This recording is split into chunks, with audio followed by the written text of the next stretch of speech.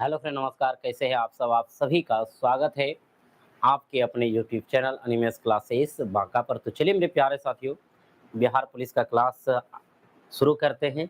और ये class number जो है आपका क्या है, एमसीक्यू का 11वां है। और आप सफल बैच के अंतर्गत एकदम ज़बरदस्त तरीके से सेट का प्रैक्टिस कर रहे हैं। तो चलिए सभी मित्रों को ज़रूर शेयर कर दीजिए और 1 घंटे तक बने रहिएगा, 2 घंटे तक बने रहिएगा, ताकि सभी प्रश्नों को आप आसानी से देख सकते हैं और बना सकते हैं। आज हम पक्का आप सबसे पूछेंगे कि लास्ट में कितना सही हुआ, कितना गलत हुआ, कितना नंबर आप ला पा रहे हैं। तो हर एक प्रश्न के सामने जैसे कि 1, 2, 3, 4, 5 आप नंबर लिख लीजिए 100 तक। जितने सही होंगे आप सिर्फ लास्ट में बता दीजिएगा, सर हम पूरा सेट बनाए तो इतना नंबर आया। तो चलिए मेरे प्यारे साथी, सभी मित्रों को ज़रूर शेयर कर दीजिए, लाइक आप सब ज़रूर कर दीजिए, ताकि हमारा एनर्जी जो है बरकरार 1 घंटे तक एकदम बना रहे।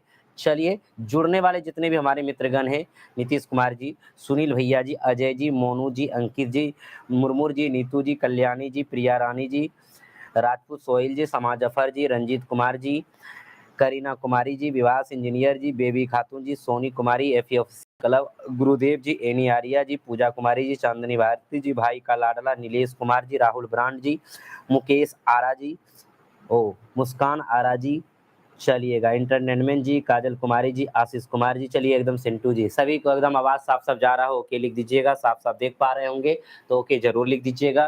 तो चलिए मेरे प्यारे साथियों, पहला प्रश्न का आंसर दीजिए आप सब। प्रश्न नंबर पहला है कि निम्नलिखित में से कौन स्वतंत्र भारत की पहली परियोजना है? पहला है भाखड़ा नागल परियोजना, दूसरा है टेहरी बांध परियोजना, तीसरा है दामोदर घाटी नदी परियोजना, चौथा आपका है सरदार सरोवर परियोजना।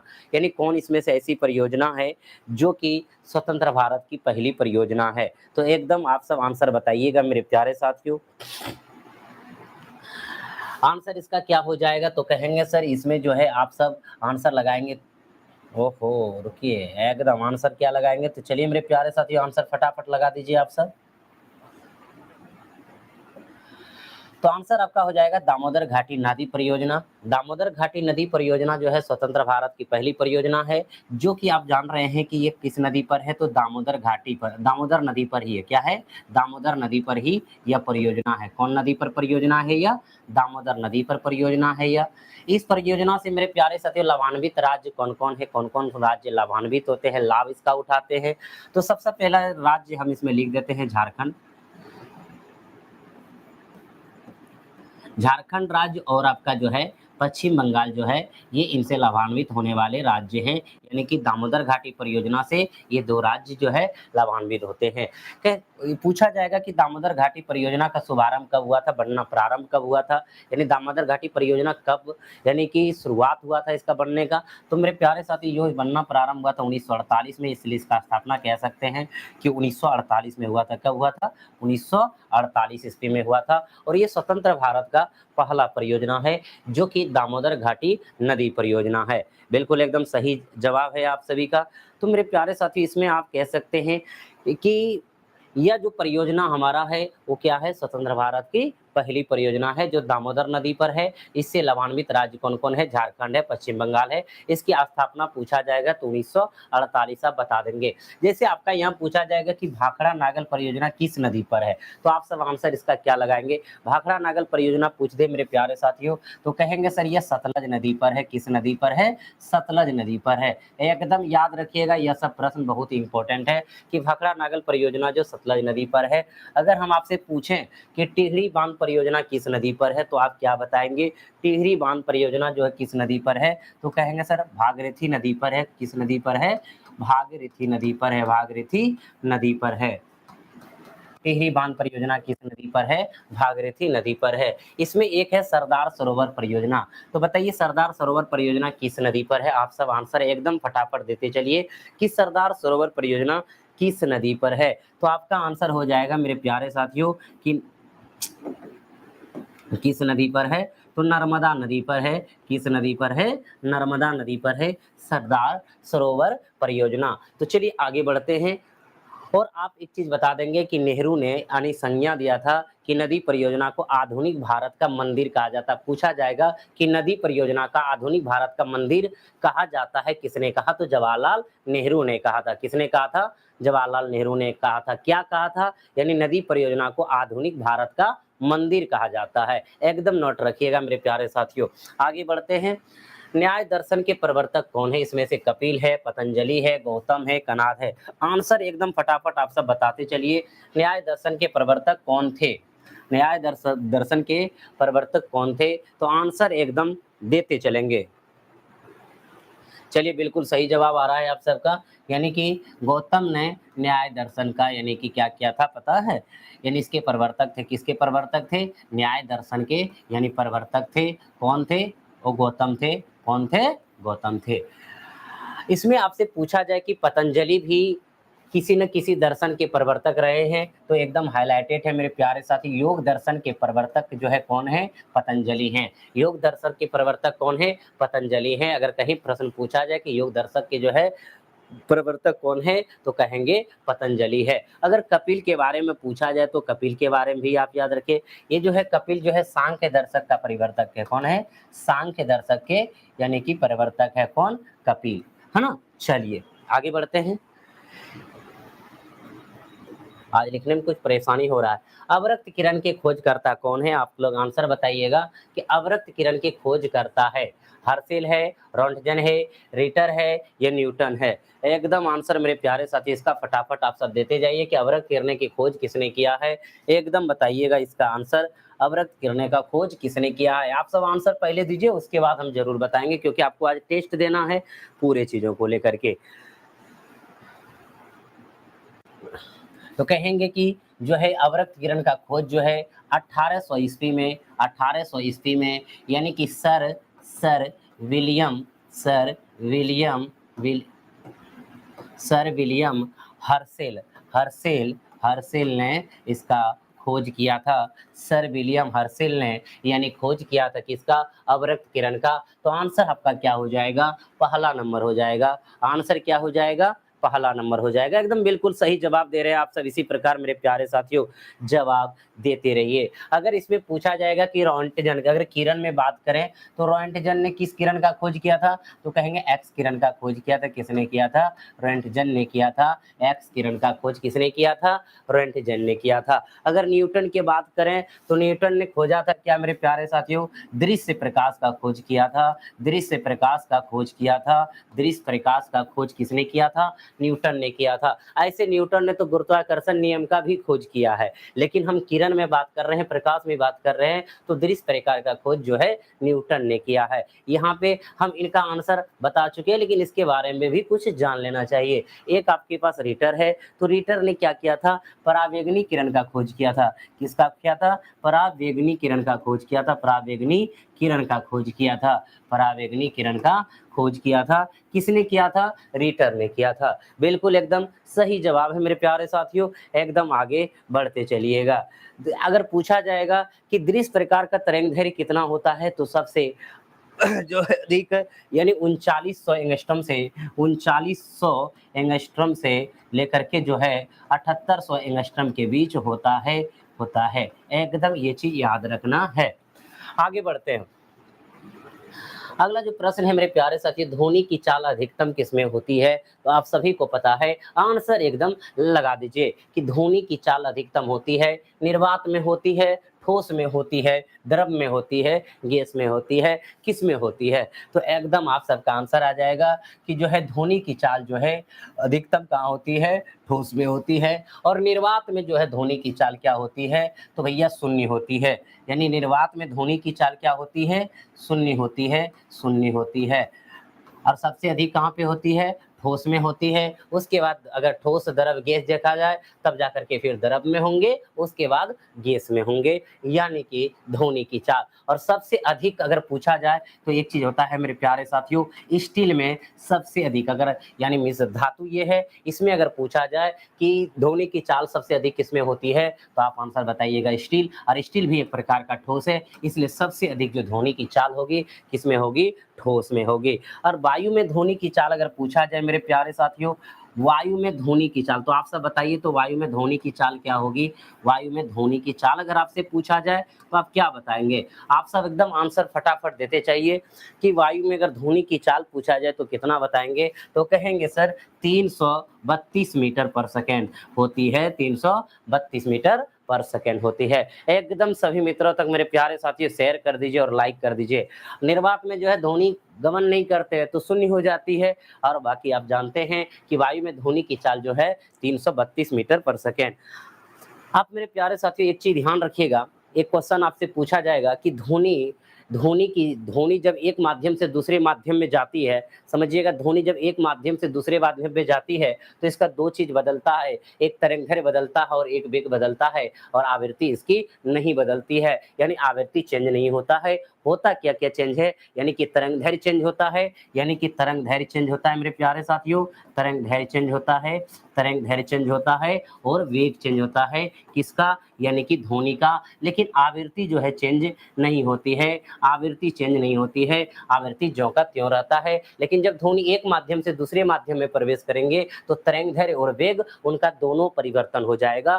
क्या हो जाएगा, तरंगदैर्घ्य और वेग उनका दोनों परिवर्तन हो जाएगा जब ध्वनि एक माध्यम से दूसरे माध्यम में प्रवेश करेंगे। चलिए, बिल्कुल एकदम सही जवाब है मेरे प्यारे साथियों, फ्रीक्वेंसी नो चेंज, बिल्कुल सही जवाब है। भूपट्टी में सर्वाधिक पाए जाने वाला तत्व कौन है, तो आंसर एकदम फटाफट इसका लगाइए कि भूपट्टी में सर्वाधिक पाए जाने वाला तत्व ऑक्सीजन है, नाइट्रोजन है, मैग्नीज है, सिलिकॉन है। क्या पाया जाता है मेरे प्यारे साथियों, तो आंसर हो जाएगा आपका ऑक्सीजन। आपका क्या होता है 46 कहीं 6% भी लिखा रहता है, कहीं 46.8% भी लिखा रहता है, तो आप आंसर लगा देंगे कि ऑक्सीजन जो है भूपट्टी में सर्वाधिक पाए जाने वाला क्या है, तत्व है। एकदम बिल्कुल सही जवाब आप सबका आ रहा है मेरे प्यारे साथियों। आगे कहता है कि गोताखोरों की सांस लेने संबंधित क्रिया में उपयोग किए जाने वाली गैस है, यानी गोताखोर जो पनडुब्बी, यानी कि गोताखोर जब क्या होता है पानी में, यानी समुद्र में, यानी तालाब में, बड़ा बड़ा तालाब जो होता है उसमें अगर जाता है तो कौन सा गैस लेकर के जाता है, ऑक्सीजन, हीलियम, ऑक्सीजन तथा आर्गन, ऑक्सीजन तथा क्लोरीन, ऑक्सीजन तथा नियॉन।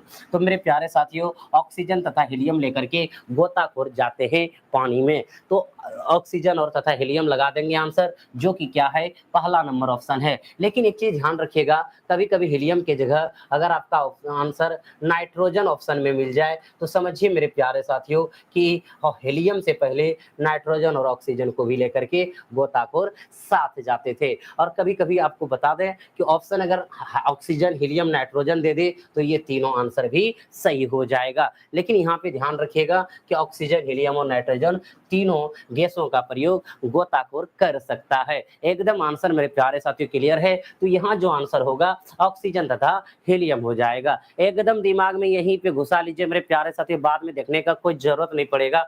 अगर अच्छा लग रहा हो प्यार से कहते हैं आगे भेज शेयर कर दीजिएगा सभी जगह मेरे प्यारे साथियों। डीपीटी, डीपीटी का टीका यानी कहता निम्न में से किस बीमारी के लिए उपयोग में नहीं आता है, तो यहाँ पे डिप्थीरिया है, पोलियो है, काली खांसी है, टिटनेस है। ये आंसर मेरे प्यारे साथियों आप सब जरूर लगा दीजिए, यानी कि कह रहा है कि डीपीटी का टीका निम्न में से किस बीमारी के लिए उपयोग में नहीं आता है, नहीं आता है। ठीक है, चलिए एकदम, तो मेरे प्यारे साथियों इसी में आंसर छुपा हुआ है, डी से, यानी कि डिप्थीरिया, डी से डिप्थीरिया, ठीक है, डी से डिप्थीरिया, डी से डिप्थीरिया। और कहेंगे पी से, पी से आप सब अगर फुल फॉर्म जानते हैं मेरे प्यारे साथियों जरूर बताइएगा। परटूसिस, परटूसिस, परटूसिस कह सकते हैं इसको, परटूसिस, जिसको आप कहते हैं काली खांसी, जिसको आप कहते हैं काली खांसी, काली खांसी, काली खांसी, परटूसिस यानी काली खांसी। और मेरे प्यार से टी का मतलब होता है टिटनस, टी का मतलब क्या होता है, टिटनस होता है, टिटनेस होता है, टिटनस होता है, नेस, टिटनेस है ना, टिटनस भी उसको बोल सकते हैं। तो डिप्थीरिया, परटूसिस यानी काली खांसी, और टिटनेस यानी कि डीपीटी का जो टीका लगाया जाता है वो डिप्थीरिया की बीमारियों के लिए लगाया जाता है, काली खांसी के लिए बीमारियों के लिए लगाया जाता है, टिटनेस की बीमारियों के लिए लगाया जाता है। और आप देख रहे हैं इसमें ऑप्शन जो है पोलियो है, जो कि ये इसके लिए डीपीटी का टीका नहीं लगाया जाता है। इसमें पोलियो का, पोलियो के लिए पोलियो का टीका लगाया जाता है। पोलियो का टीका का खोज किसने किया था, तो कहेंगे जो जॉन ईसान सॉल्क ने किया था।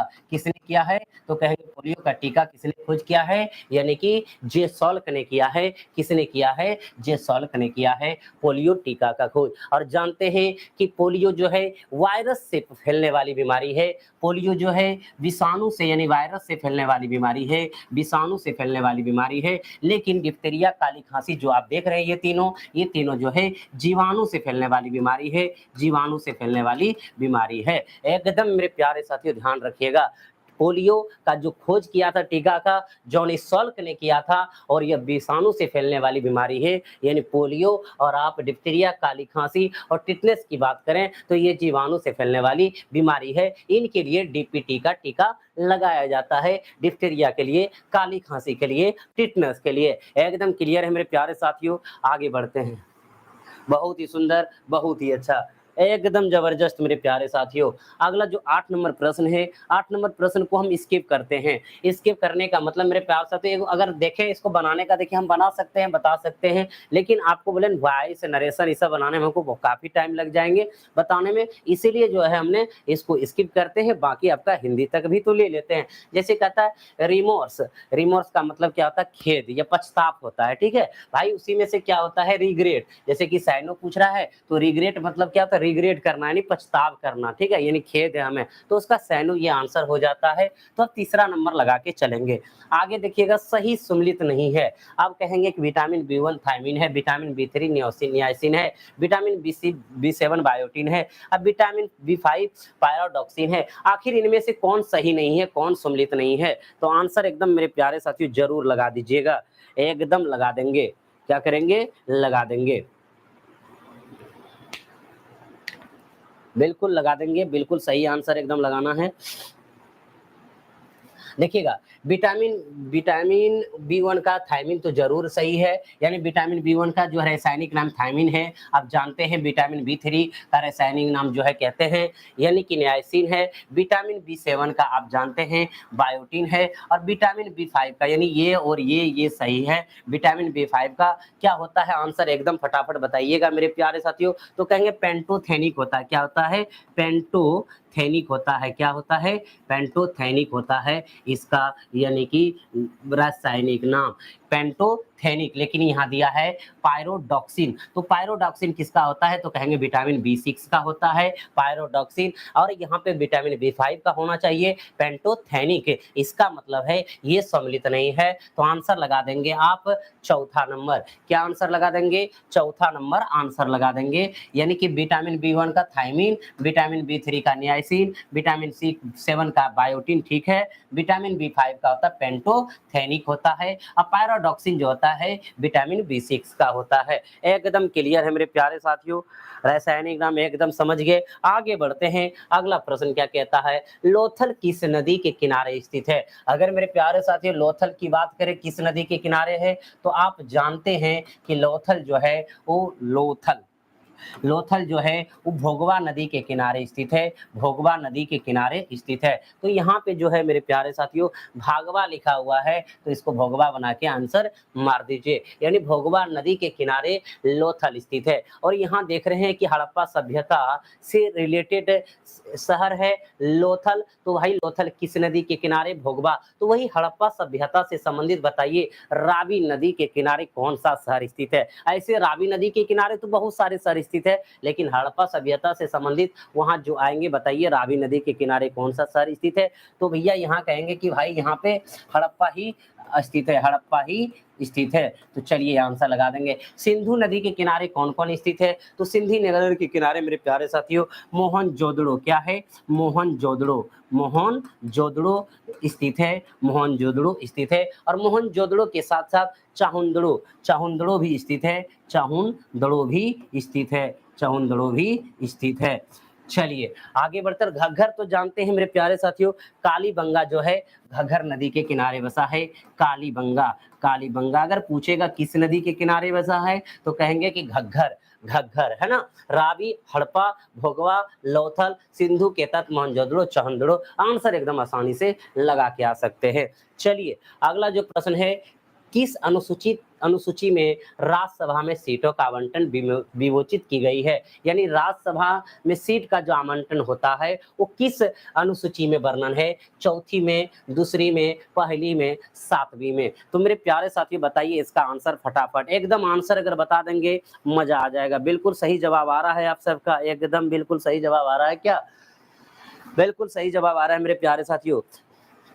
तो आप पहली की अगर पहले बात करें, पहली बारे में जान लीजिए, जरूर जानिएगा। राज्य के नाम, उनके राज्य क्षेत्र। मेरे प्यारे साथियों, राज्य के नाम, राज्य के नाम, राज्य के नाम और उनके राज्य क्षेत्र, और उनके राज्य क्षेत्र, और उनके राज्य क्षेत्र, राज्य क्षेत्र, राज्य क्षेत्र। यानी कह सकते हैं कि पहली अनुसूची में जो है वर्णन है राज्य के नाम और उनके यानी कि राज्य क्षेत्र है। आप कहेंगे कि सर दूसरी में क्या है, तो कहेंगे वेतन से संबंधित है। दूसरे में क्या है, वेतन से संबंधित है। और चौथी में क्या है, तो कहेंगे राज्यसभा, राज्यसभा में सीटों का आवंटन, सीटों का आवंटन से संबंधित है चौथी अनुसूची में। और सातवीं में कहेंगे केंद्र और राज्य के बीच संबंध है, केंद्र और राज्य के बीच संबंध है, केंद्र और राज्य के बीच संबंध के संबंध यानी बीच संबंध का वर्णन है, वो किस में, सातवीं अनुसूची में। क्लियर है मेरे प्यारे साथियों, बिल्कुल एकदम सही जवाब आ रहा है एकदम। और कहेंगे बीच किसका, शक्ति का विभाजन, कहते हैं संबंध, कहते हैं शक्ति का विभाजन, बीच शक्ति का विभाजन भी डाल सकते हैं यहाँ पे शक्ति का विभाजन भी आप लिख सकते हैं, शक्ति का विभाजन, है ना। चलिए बिल्कुल सही जवाब है मेरे प्यारे साथियों।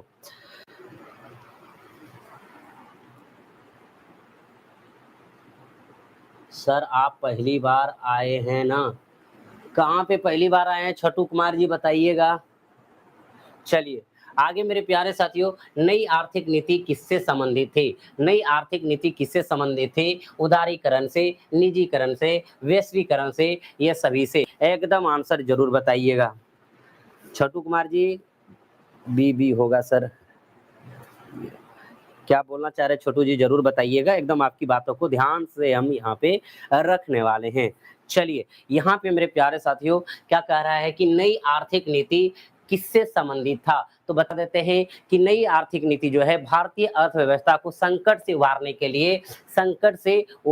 लिए पीवी नरसिम्हा राव की सरकार में उस समय जो है यानी कहते हैं वित्त मंत्री जो थे उस समय कौन थे, मनमोहन सिंह थे। उसी समय यानी कि नई आर्थिक नीति लागू किया था 1991 ईस्वी में। यानी कि भारतीय जो अर्थव्यवस्था संकट में जा रहे थे उसको उभारने के लिए नई आर्थिक नीति लाया गया 1991 ईस्वी में। उस समय पीवी नरसिम्हा राव की सरकार थी और उस समय वित्त मंत्री कौन थे, मनमोहन सिंह थे। और उसके 3 घटक थे, नई आर्थिक नीति के 3 घटक थे, उदारीकरण थे, निजीकरण थे, वैश्वीकरण थे। तो आंसर हो जाएगा ये सभी। तो आंसर मेरे प्यारे साथियों लगा देंगे ये सभी। सर एक क्वेश्चन इज 3, बिल्कुल सर ये क्वेश्चन 3 एकदम। सोलेना की धरती से सादर प्रणाम, आपको भी प्रणाम, आपको भी नमस्कार। तो चलिए मेरे प्यारे साथियों अगले प्रश्नों की ओर चलते हैं कि ऑक्सीजन की उपस्थिति में ग्लूकोज का कार्बन डाइऑक्साइड और पानी की ऊर्जा के विमोचन से संपूर्ण रूपांतरण कहलाता है। यहाँ देख रहे हैं मेरे प्यारे साथियों ऑक्सीजन की उपस्थिति में है ग्लूकोज का कार्बन डाइऑक्साइड और पानी के ऊर्जा के विमोचन से संपूर्ण रूपांतरण कहलाता है वायु शोषण, अवायु शोषण, स्वशोषण या इनमें से कोई नहीं। अगर ऑक्सीजन की उपस्थिति होगा मेरे प्यारे साथी और ग्लूकोज कार्बन डाइऑक्साइड पानी की ऊर्जा का विमोचन करेगा तो वायु शोषण हो जाएगा, और ऑक्सीजन की अनुपस्थिति होगा तो अवायु शोषण हो जाएगा। अवायु जहां पे वायु नहीं है इसका मतलब अ यानी ऑक्सीजन अनुपस्थित रहेगा। तो यहाँ उपस्थिति दिखा रहा है ऑक्सीजन का, तो लगा देंगे आंसर क्या, वायु शोषण लगा देंगे आंसर। आप सब बिल्कुल सही जवाब है। रॉयल अमन यादव जी कहते हैं सर हमको देख ही नहीं रहे हैं। बिल्कुल देख रहे हैं, आपको देख नहीं रहे हैं, आप कमेंट कर रहे हैं तो देख रहे हैं यहाँ पे। चलिए कहता है विद्युत बल्ब के अंदर कौन सी गैस भरी जाती है, तो मेरे प्यारे साथियों यहाँ पे है नियोन है, आर्गन है, ऑक्सीजन है, क्लोरीन है। तो इसका आंसर आप सब बताइए कि विद्युत बल्ब के अंदर कौन सी गैस भरी जाती है। तो आप सभी को पता है मेरे प्यारे साथी इसका आंसर, यानी आंसर क्या हो जाएगा, आर्गन हो जाएगा। लेकिन आजकल के एग्जाम में ऑप्शन अगर नहीं दे आर्गन तो समझ लीजिए मेरे प्यारे साथियों नाइट्रोजन गैस भी भरी जाती है। यानी कौन सी गैस भी भरी जाती है, नाइट्रोजन भी भरी जाती है। जाती है। अगर ऑप्शन आर्गन दे दिया तो आर्गन मार देंगे, आर्गन और नाइट्रोजन दिया तो बोथ मार देंगे, और नाइट्रोजन दिया तो नाइट्रोजन भी मार के आएंगे। यानी कह सकते हैं विद्युत बल्ब के अंदर जो है आर्गन और नाइट्रोजन की गैस दोनों भरी जाती है, आर्गन और नाइट्रोजन की गैस दोनों भरी जाती है। और कहते हैं मेरे प्यारे साथियों कि जो है विद्युत बल्ब किस सिद्धांत पे कार्य करता है, तो विद्युत बल्ब जो है उसमें कह देंगे धारा के उष्मीय प्रभाव, धारा के उष्मीय प्रभाव,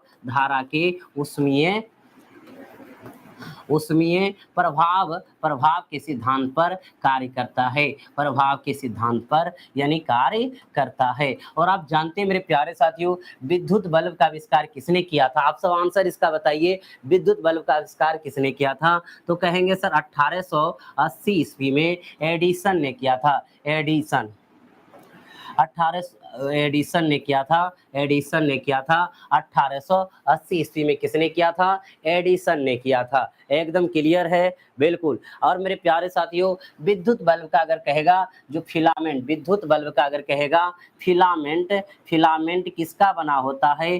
फिलामेंट किसका बना होता है? तो आंसर लगाएंगे टंगस्टन का बना होता है, टंगस्टन का बना होता है। और कहेंगे कि इसका टेम्परेचर कितना होता है, यानी कि कहते हैं इसका जो कि मेल्टिंग पॉइंट कहते हैं, ज्वलन ताप कहते हैं, कितना होता है? तो कहेंगे 3500 डिग्री सेल्सियस होता है इसका टेम्परेचर, है ना। चलिए मेल्टिंग पॉइंट जिसको आप कहते हैं। तो हमारा मेरे प्यारे साथियों आंसर हो गया। आगे बढ़ते हैं। अगला जो प्रश्न है, मानव नेत्र में प्रकाश का नियंत्रण किया जाता है। मानव नेत्र में जो है प्रकाश का नियंत्रण कौन करता है? कार्निया करता है, रेटिना करता है, आइरिस करता है, लेंस करता है। एकदम आंसर एकदम आप सब फटाफट दीजिए। वीडियो रुक रुक के चल रहा है, वीडियो रुक रुक के तो नहीं चल रहा है मेरा। वीडियो कैसे रुक सर? हमें इंस्टा पे आपको आप है या टेलीग्राम पे? हम इंस्टा पर भी है, टेलीग्राम पे है। वीडियो रुक रुक के चल रहा है क्या बताइएगा? किसी के मोबाइल में वीडियो रुक रुक के चला है क्या? किसी के सिस्टम में क्या वीडियो रुक रुक के चल रहा है? आप हमें जरूर बताइएगा। मानव नेत्र में प्रकाश का नियंत्रण किया जाता है किसके द्वारा? तो चलिए मेरे प्यारे साथियों आंसर बता देंगे कि जो है आइरिस के द्वारा, यानी कि जो है प्रकाश का नियंत्रण किया जाता है। आप जानते हैं मेरे प्यारे साथियों धूप से आने के बाद यानी बाहर से आने के बाद जब रूम में जाएंगे तो आपका जो है आइरिस जो है उसको क्या करता है? पूरी तरह से उस तरह सिस्टेमिक में डालता है। देखते हैं एकदम काला लगने लगता है, अंधेरा अंधेरा लगने लगता है। तो उसको जो नियंत्रण करता है कौन करता है? आइरिस करता है। आप जानते हैं रेटिना पर जो प्रतिबिंब बनता है किस प्रकार बनता है? मानव नेत्र के पूछेंगे रेटिना पर जो है प्रतिबिंब किस प्रकार का बनेगा, तो आप लगाइएगा कि सर उल्टा बनता है और वास्तविक बनता है, उल्टा और वास्तविक बनता है, उल्टा और वास्तविक बनता है, उल्टा और वास्तविक बनता है। अगर आपसे पूछा जाए मेरे प्यारे साथियों आंख में कौन सा लेंस होता है? लेंस से याद आया कि आंख में, मानव नेत्र के आंख में कौन सा लेंस होता है? तो कहेंगे सर जी उत्तल लेंस होता है। कौन सा लेंस होता है? उत्तल लेंस होता है, उत्तल लेंस होता है। बिल्कुल मेरे प्यारे साथियों आप एकदम ध्यान दीजिएगा। मनुष्य की आंख में कौन सा लेंस होता है? उत्तल लेंस होता है। कहता है कि मानव नेत्र जो कहते हैं ना कि दान देना, आंख का दान देना, तो कौन सा पार्ट का दान दिया जाता है? तो मानव नेत्र का जो कार्निया है उसी को दान दिया जाता है, दान दिया जाता है। यानी कार्निया को क्या किया जाता है? दान दिया जाता है। बिल्कुल सही जवाब है मेरे प्यारे साथियों। जरूर सभी मित्रों को शेयर कर दीजिए और एकदम धड़ाधड़ लाइक कर दीजिए। और मेरे प्यारे साथी कहते हैं कि मानव नेत्र अगर इस पोजीशन में हम आपको देख रहे हैं, अगर एक आंख बंद कर दें, एक आंख हम ऐसे बंद कर दें तो हम जो क्षेत्र देख पाएंगे 150 डिग्री तक देख पाएंगे, और दोनों आंख खोल देंगे तो दोनों आंख से 180 डिग्री क्षेत्र को देख पाएंगे। यानी एक आंख की बात आ जाए, एक आंख की अगर बात आ जाए मेरे प्यारे साथियों, एक आंख से कितने डिग्री के क्षेत्र तक देख सकते हैं? 150 डिग्री क्षेत्र तक देख सकते हैं। जब दोनों आंखें खुली रहेंगे, दोनों आंखें खुली रहेंगे तो मेरे प्यारे साथियों 180 डिग्री क्षेत्र हम देख सकते हैं। एकदम क्लियर है। चलिएगा एस के राज जी कह रहा है मेरा वीडियो रुक रुक के आ रहा है, और किसी का जो है वीडियो रुक रुक के आ रहा है क्या बताइएगा? नेट प्रॉब्लम होगा एस के राज जी आपका। आगे बढ़ते हैं। अगला जो प्रश्न है मेरे प्यारे साथियों कहता है सतलज परियोजना किस नदी पर स्थित है? सतलज परियोजना आपका सतलज नदी, चिनाब नदी, झेलम नदी, ब्यास नदी। 16 नंबर प्रश्न का मेरे प्यारे साथियों जवाब दे दीजिए आप सब। यानी कि आप जानते हैं कि सतलज परियोजना किस नदी पर स्थित है बताइएगा। तो मेरे प्यारे साथियों सतलज परियोजना आपका जो है चिनाब नदी पर है, और चिनाब नदी कहाँ है? तो जम्मू एंड कश्मीर में है। चिनाब नदी पर स्थित है और चिनाब नदी कहाँ है? जम्मू एंड कश्मीर में, यानी सतलज परियोजना कहाँ है? जम्मू एंड कश्मीर में चिनाब नदी पर स्थित है। ऐसा ना कर दीजिएगा कि सतलज परियोजना सतलज नदी पर लगा दीजिएगा, ऐसा मत करिएगा। तो चलिए मेरे प्यारे साथियों, जैसे झेलम नदी का एक परियोजना बता देते हैं, तुलबुल परियोजना। तुलबुल परियोजना अगर पूछा जाए तो आप लगा देंगे झेलम नदी पर। और ब्यास परियोजना जो है ब्यासे नदी पर है। ब्यास अगर परियोजना पूछा जाए मेरे प्यारे साथियों, ब्यास परियोजना पूछा जाए तो कहेंगे सर ब्यास नदी पर है। अब कहेंगे सतलज नदी पर क्या है? भाखड़ा नागल परियोजना सतलज नदी पर है। भाखड़ा नागल परियोजना किस नदी पर है? सतलज नदी पर है, बिल्कुल एकदम। और कहेंगे नाफ्ता झाकड़ी परियोजना भी एक आता है मेरे प्यारे साथियों, ये जरूर याद रखिएगा। नाफ्ता झाकड़ी परियोजना, झाकड़ी परियोजना, झाकड़ी परियोजना किस नदी पर है? तो सतलज नदी पर है। एकदम क्लियर है, बिल्कुल सही जवाब है मेरे प्यारे साथी आप सभी का। आगे बढ़ते हैं। चिल्का झील अवस्थित है। चिल्का झील कहाँ अवस्थित है? तो आप कहेंगे सर, यानी कि चिल्का झील के बारे में बता दें। आप जानते हैं मेरे प्यारे साथियों, एशिया यानी कि ये जो है एशिया का सबसे बड़ा लेगुन झील है। सबसे बड़ा लेगुन झील है। कौन? कहेंगे चिल्का झील जो है एशिया का सबसे बड़ा लेगुन झील है, लेकिन ये विश्व का दूसरा बड़ा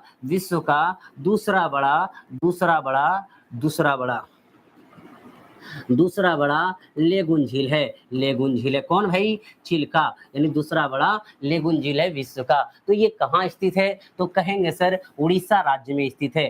कहाँ स्थित है? उड़ीसा राज्य में स्थित है। कहाँ स्थित है? एकदम उड़ीसा राज्य लगा देंगे, बिल्कुल सही जवाब है मेरे प्यारे साथियों।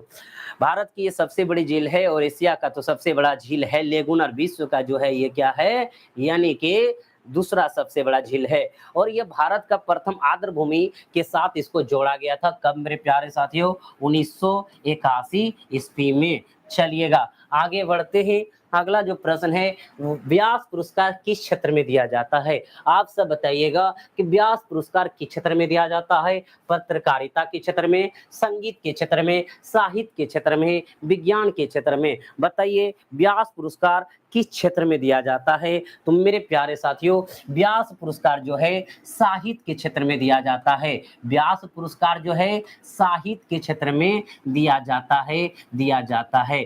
क्या किस क्षेत्र में दिया जाता है? साहित्य के क्षेत्र में दिया जाता है। ठीक है, साहित्य के क्षेत्र में दिया जाता है। व्यास पुरस्कार जो है शुभारंभ कब हुआ था? व्यास पुरस्कार प्रारंभ कब हुआ था? तो कहेंगे 1991 ईस्वी में व्यास पुरस्कार प्रारंभ हुआ। और मेरे प्यारे साथियों आप याद रखिएगा, व्यास पुरस्कार जो दिया जाता है के बिड़ला, बहुत क्वेश्चन इंपॉर्टेंट है मेरे प्यारे साथियों, याद रखिएगा। के बिड़ला फाउंडेशन, के बिड़ला फाउंडेशन, ठीक है, के बिड़ला फाउंडेशन के द्वारा यानी कि व्यास पुरस्कार दिया जाता है। किसके द्वारा? के बिड़ला फाउंडेशन के द्वारा व्यास पुरस्कार दिया जाता है, प्रत्येक वर्ष व्यास पुरस्कार। और मेरे प्यारे साथियों ये व्यास पुरस्कार जो है के बिड़ला फाउंडेशन के द्वारा दिया तो जाता है। और ये जो है 2019 से इसमें जो है राशि 4 लाख रुपये दिए जाते हैं। कितने रुपये दिए जाते हैं? 4 लाख दिए जाते हैं। तो इसका जो आपका आंसर है कि व्यास पुरस्कार जो है किस क्षेत्र में दिया जाता है? साहित्य के क्षेत्र में दिया जाता है। शुरुआत कब हुआ था? 1991 ईस्वी में। किसके, कौन फाउंडेशन के द्वारा? के बिड़ला फाउंडेशन के द्वारा। एकदम आगे बढ़ते हैं मेरे प्यारे साथियों। अगला है अकबर के द्वारा इबादत खाने की स्थापना कब की गई? अकबर द्वारा इबादत खाना की स्थापना कब की गई? चलिए एकदम आंसर बताइए। अब मेरे प्यारे साथियों अकबर जो थे, ध्यान दीजिएगा, बहुत ही सुंदर चीज है। अकबर जो है क्या करते थे?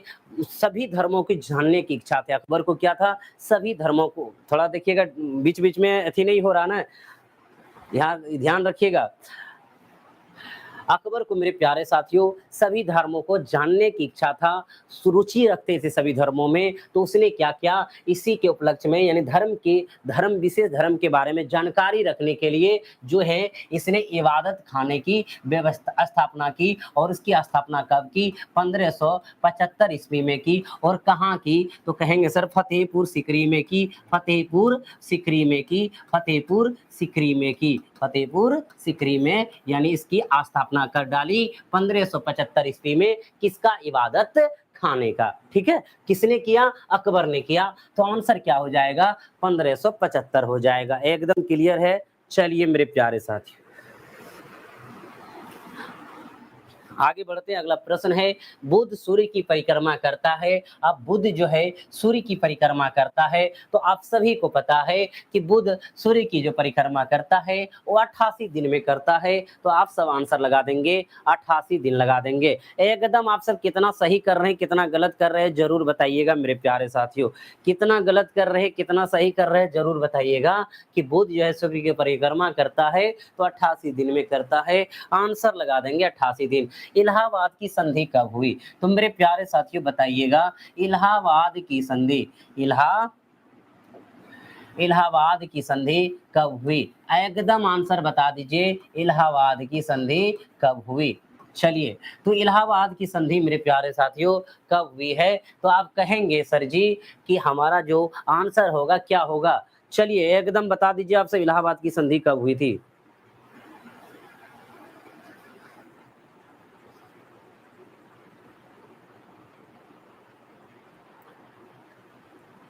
चलिए बिल्कुल सही है। तो हम बात करें मेरे प्यारे साथियों, इलाहाबाद की जो संधि हुई है वो हुई है कब? यानी कि बक्सर का युद्ध का नाम सुने होंगे। यानी बक्सर का युद्ध जो हुआ था, बक्सर का युद्ध जो हुआ था वो क्या हुआ था? 1764 ईस्वी के बाद। यानी बक्सर का जो युद्ध हुआ था 1764 ईस्वी में हुआ था। इस युद्ध के बाद यानी कि 1765 ईस्वी में इलाहाबाद की संधि हुई। इलाहाबाद की यहाँ पे दो संधि हुई। एक संधि जो है मेरे प्यारे साथियों 12 अगस्त को हुई। एक संधि जो है 12 अगस्त को हुई। दूसरी संधि जो है 16 अगस्त को हुई। 12 अगस्त को जो संधि हुई वो किसके साथ हुई? तो एक तो मेरे प्यारे साथियों अंग्रेजों की तरफ से लॉर्ड क्लाइव तो थे ही, अंग्रेजों की तरफ से लॉर्ड क्लाइव थे ही। और ये जो है मुगल की तरफ से कौन थे बताइए? मुगल की तरफ से कौन थे? तो कहेंगे कि मुगल शासक शाह आलम द्वितीय था। शाह आलम द्वितीय था। शाह आलम द्वितीय था। मुगल शासक कौन था? शाह आलम द्वितीय था। यानी कि इलाहाबाद की जो संधि हुई है वो 1765 ईस्वी में हुई है। बक्सर के युद्ध के बाद हुई है। 12 अगस्त को हुई है, जिसमें कि अंग्रेजों की तरफ से नेतृत्व कौन कर रहे थे? Lord Clive. और जो है मुगल शासक कौन थे? शाह आलम द्वितीय थे, जो 12 अगस्त को हुए थे। दूसरा जो हुआ था 16 अगस्त को, वो किसके किसके बीच हुआ था? एक और एक तो लॉर्ड क्लाइव के, रॉबर्ट क्लाइव होगा, क्षमा चाहेंगे, यहाँ पे रॉबर्ट क्लाइव होगा, रॉबर्ट क्लाइव कर लीजिएगा, रॉबर्ट क्लाइव। और दूसरा मेरे प्यारे साथियों यहाँ पे अगर हम बात करें कि यहाँ पे भी इंग्लैंड यानी अंग्रेज की तरफ से कौन थे? रॉबर्ट क्लाइव थे। कौन थे? रॉबर्ट क्लाइव थे। और बताइए कि अवध के जो है शासक उस समय कौन थे? आंसर बताइएगा। तो कहेंगे सुजाउद्दौला थे। कौन थे? सुजाउद्दौला थे। यानी इन्हीं के बीच जो हुआ था, इन्हीं के बीच हुआ था, रॉबर्ट क्लाइव और सुजाउद्दौला के बीच हुआ था, जो 16 अगस्त को हुआ था इलाहाबाद की संधि 1765 ईस्वी में। ये दूसरी संधि यानी, और ये 12 अगस्त को पहली संधि जो रॉबर्ट क्लाइव और शाह आलम द्वितीय के बीच हुआ था। क्लियर है मेरे प्यारे साथियों? तो इसका जो आंसर होगा वो क्या हो जाएगा? 1765 आप लगा देंगे। आगे बढ़ते हैं। अगला जो प्रश्न है, सबसे क्रियाशील धातु कौन है? सबसे क्रियाशील धातु कौन है? तो आंसर लगाइएगा मेरे प्यारे साथियों। सबसे क्रियाशील धातु जो कौन है? पोटेशियम है, सोडियम है, लिथियम है, चांदी है। तो आप कहेंगे कि सबसे जो क्रियाशील धातु है वो पोटेशियम है। सबसे जो क्रियाशील धातु है वो क्या है? पोटेशियम है। क्या है? पोटेशियम है। चलिए बिल्कुल एकदम सही आंसर है। क्या है? पोटेशियम है, बिल्कुल। तो मेरे प्यारे साथियों आप ध्यान देंगे आगे। आगे जो है निम्न में से कौन महारत्न कंपनी नहीं है? तो मेरे प्यारे साथियों महारत्न कंपनी और नवरत्न कंपनी के बारे में समझिएगा। यानी कि आप देखते हैं कि महारत्न कंपनी उस कंपनी को दर्जा दिया जाता है जो 3 साल में 25,000 करोड़ का यानी टर्नओवर करे, उसको महारत्न कंपनियों का दर्जा दिया जाता है। वो महारत्न कंपनी कौन बनते हैं? जो पहले से नवरत्न रहते हैं। वो 3 साल के अंदर अगर 25,000 करोड़ तक टर्नओवर कर लेता है तो समझ समझिए उसको जो है महारत्न का दर्जा मिल जाता है, और जो नवरत्न का दर्जा मिलता है वो मिनी रत्न पहले मिला रहता है। वो 3 साल में भी उनको एक एरिया पार करना पड़ता है, तब जाकर के उसको नवरत्न मिलता है। तो यहाँ कहता है कि महारत्न कंपनी कौन नहीं है, एनटीपीसी, ओएनजीसी, सेल या हाल। तो आपका जो आंसर हो जाएगा मेरे प्यारे साथियों वो हो जाएगा चौथा नंबर। आंसर क्या हो जाएगा, चौथा नंबर हो जाएगा। अब जानते हैं मेरे प्यारे साथियों वर्तमान में जो है नवरत्न कंपनी, नवरत्न कंपनी जो है कितने हैं, तो कहेंगे सर वर्तमान में नवरत्न कंपनी की संख्या क्या है, 14 है। वर्तमान में जो है नवरत्न कंपनी की संख्या कितनी है, 14 है। और महारत्न कंपनी की संख्या कितने हैं, महारत्न कंपनी की संख्या कितने हैं, तो 12 हैं। चलिएगा एकदम क्लियर। आगे बढ़ते हैं मेरे प्यारे साथियों, ज्योति फ्लक्स का एसआई मात्रक क्या है, ज्योति फ्लक्स का एसआई मात्रक क्या है, आंसर एकदम फटाफट लगा दीजिए आप सब। ज्योति फ्लक्स का एसआई मात्रक क्या है, तो कहेंगे सर ज्योति फ्लक्स का एसआई मात्रक ल्यूमेन है, ज्योति फ्लक्स का एसआई मात्रक ल्यूमेन है। अगर कहेंगे कंडेला किसका मात्रक है, तो कहेंगे सर ज्योति तीव्रता का मात्रक कंडेला है, ज्योति तीव्रता का मात्रक क्या है, कंडेला है। अगर मेरे प्यारे साथियों अगर पूछेंगे फेराडे किसका मात्रक है, तो कहेंगे विद्युत धारिता का मात्रक फेराडे है, विद्युत धारिता, विद्युत धारिता का मात्रक क्या है, फेराडे है। तो चलिए आप सब बताइए बेवर किसका मात्रक है, आंसर बता दीजिए मेरे प्यारे साथियों। बेवर जो है किसका मात्रक है, तो कहेंगे सर ये चुंबकीय फ्लक्स, चुंबकीय फ्लक्स का मात्रक, चुंबकीय फ्लक्स का मात्रक क्या है, बेवर है। चुंबकीय फ्लक्स का मात्रक क्या है, वेबर है, चुंबकीय फ्लक्स का मात्रक क्या है, वेबर है। तो आपका जो है आंसर क्या हो गया मेरे प्यारे साथी, ज्योति फ्लक्स का मात्रक क्या है, लूमेन है। अगर पूछता ज्योति तीव्रता का मात्रक क्या है, कंडेला है। अगर पूछता कि यानी कि जो है चुंबकीय फ्लक्स का मात्रक क्या है, तो वेबर लगाते। विद्युत धारिता का मात्रक क्या है, फेराडे है। बिल्कुल एकदम सही आंसर चल रहे हैं आप सब लेकर के। तो मेरे प्यारे साथियों अगला देखते हैं, टेलीविजन के आविष्कारक हैं, तो जानते हैं आप टेलीविजन का आविष्कारक कौन है, जे.एल. बेयर्ड है। टेलीविजन के आविष्कारक कौन है, जे.एल. बेयर है। और एडिसन जो क्या किया था, बल्ब का आविष्कार किया था। अब ग्राहम बेल जो बताइए क्या है, तो मेरे प्यारे साथियों टेलीफोन का आविष्कार किया था, टेलीफोन का आविष्कार किया था ग्राहम बेल ने। और हेम्पी ड्रेवी ने जो है सेफ्टी लैंप्स का आविष्कार किया था, सेफ्टी लैंप्स, सेफ्टी लैंप का आविष्कार किसने किया था, हेम्फ्री ड्रेवी ने किया था, सेफ्टी लैंप का आविष्कार किया था। चलिए आगे बढ़ते हैं। अगला जो प्रश्न है मेरे प्यारे साथियों, जनमत संग्रह से किस रियासत का विलय हुआ, जनमत संग्रह से किस रियासत का विलय हुआ। आप एकदम पहला है जम्मू कश्मीर, दूसरा है जूनागढ़, तीसरा है हैदराबाद, आपका जो है चौथा है इनमें से कोई नहीं। तो आंसर मेरे प्यारे साथियों जरूर बताइए आप सब। विलय पत्र के माध्यम से जो है भारत में जो है विलय हुआ है, क्या कौन हुआ है मेरे प्यारे साथियों, आप सभी को एकदम आंसर देना है। जनमत संग्रह से यहाँ बात हो रहा है, तो जनमत संग्रह को बताएंगे जम्मू कश्मीर, जूनागढ़ या हैदराबाद। तो आंसर जो हो जाएगा क्या हो जाएगा, जूनागढ़ हो जाएगा। बिल्कुल एकदम सही जवाब है, यानी जूनागढ़ हो जाएगा जनमत संग्रह से। यानी कब, तो कहेंगे 1948 ईस्वी में, यानी 1948 ईस्वी में जनमत संग्रह से जूनागढ़ को भारत में विलय किया था। कहाँ पे, यानी कि जूनागढ़ को जो है भारत में विलय किया तो 1948 ईस्वी में। आपको पता है मेरे प्यारे साथियों जम्मू कश्मीर को जो है विलय पत्र के माध्यम से, विलय पत्र के माध्यम से, विलय पत्र के माध्यम से यानी कि विलय किया था। तो विलय पत्र के माध्यम किसको, जम्मू कश्मीर को। तो कहेंगे कितने ईस्वी में, तो कहेंगे 1947 ईस्वी में, 1947 ईस्वी में। और आप जानते हैं हैदराबाद आपको पता है सैनिक कार्रवाई जो कहते हैं 1948 ईस्वी में ही, जिसको कहते हैं ऑपरेशन अपोलो, ऑपरेशन यानी कि पोलो, ऑपरेशन पोलो, जिसका किसे, ऑपरेशन पोलो, ऑपरेशन, ऑपरेशन पोलो, ऑपरेशन पोलो, ऑपरेशन पोलो है ना, ऑपरेशन पोलो। क्लियर है मेरे प्यारे साथियों, ऑपरेशन पोलो, ऑपरेशन पोलो के तहत हैदराबाद को 1948 ईस्वी में मिलाया था। चलिए बिल्कुल अच्छा है, बिल्कुल सही जवाब है मेरे प्यारे साथियों। आगे बढ़ते हैं। कश्मीर घाटी अवस्थित कहाँ है, कश्मीर घाटी जो अवस्थित कहाँ है? आंसर 27 नंबर का बताइएगा। कश्मीर घाटी जो अवस्थित कहाँ है? परिपंजाल तथा धौलाधर श्रेणी के बीच, धौलाधर तथा नागटीवा के बीच, जास्कर श्रेणी तथा पीरपंजाल के बीच, काराकोरम तथा लद्दाख के बीच। तो कश्मीर घाटी जो अवस्थित है मेरे प्यारे साथियों, वो जो है जास्कर श्रेणी तथा पीरपंजाल के बीच है। जास्कर श्रेणी तथा पीरपंजाल के बीच है। एकदम लगा दीजिए आंसर।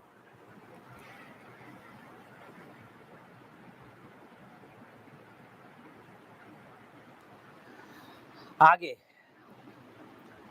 रुकी हुई बस जब अचानक चलती है तो यात्री पीछे की ओर झुक जाता है। ऐसा न्यूटन के किस नियम के कारण होता है? तो मेरे प्यारे साथियों, जब आप कहते हैं गाड़ी पर अचानक बैठते हैं और गाड़ी जब अचानक चलती है तो आप क्या करते हैं, यानी पीछे की ओर झुक जाते हैं। तो इसका सबसे बड़ा कारण क्या है? विराम जोड़त का कारण है, क्योंकि आप विराम अवस्था में बना रहना चाहते हैं, लेकिन आपको क्या करता है, गति अवस्था में लाना चाहता है। इसलिए वहां पे जो है न्यूटन का कौन सा नियम लगता है? प्रथम गति नियम लगता है। और न्यूटन का प्रथम गति नियम क्या कहता है पता है?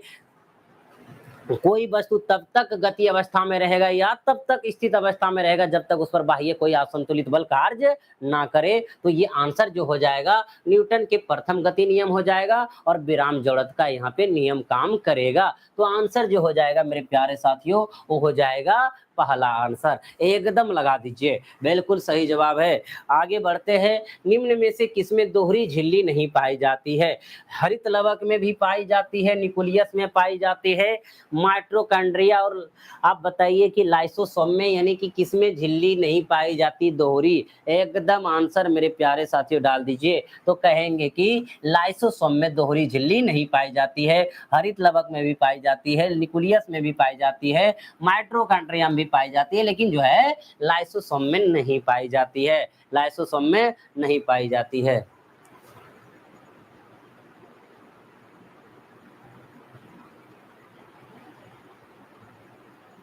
आगे बढ़ते हैं मेरे प्यारे साथियों।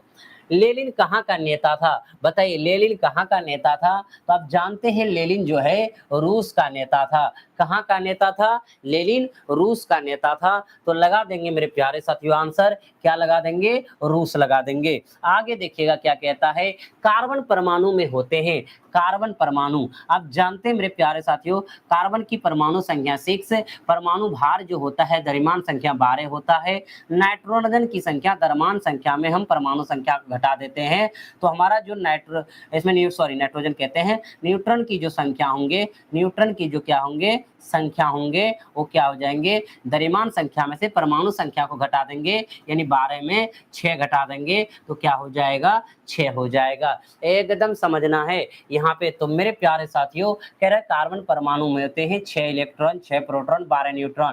तो ये वाला तो आंसर नहीं होगा, हमारे पास 6 न्यूट्रॉन है, 6 इलेक्ट्रॉन, 6 प्रोटॉन, 6 न्यूट्रॉन सही है, क्योंकि परमाणु संख्या जितना होगा उतना प्रोटॉन की भी संख्या होंगे, उतना इलेक्ट्रॉन की भी संख्या होंगे। तो 6 इलेक्ट्रॉन, 6 प्रोटॉन, 6 न्यूट्रॉन। एकदम आंसर क्या हो जाएगा? दूसरा नंबर हो जाएगा। क्योंकि आप जानते हैं मेरे प्यारे साथियों, जितने इलेक्ट्रॉन की संख्या उतने प्रोटॉन की संख्या और उतने परमाणु संख्या होते हैं। और आपका जो है न्यूट्रॉन की संख्या द्रव्यमान संख्या में से परमाणु संख्या को घटा देंगे तो न्यूट्रॉन की संख्या हो जाएंगे। तो इसलिए न्यूट्रॉन की संख्या क्या हो जाएंगे? 6 हो जाएंगे। आगे चलते हैं। अगला जो प्रश्न है मेरे प्यारे साथियों, आधुनिक आवर्त सारणी का निर्माण किसके द्वारा किया गया है? आधुनिक आवर्त सारणी का निर्माण जो है किसके द्वारा किया गया है? आंसर मेरे प्यारे साथियों एकदम फटाफट आप सब दीजिए।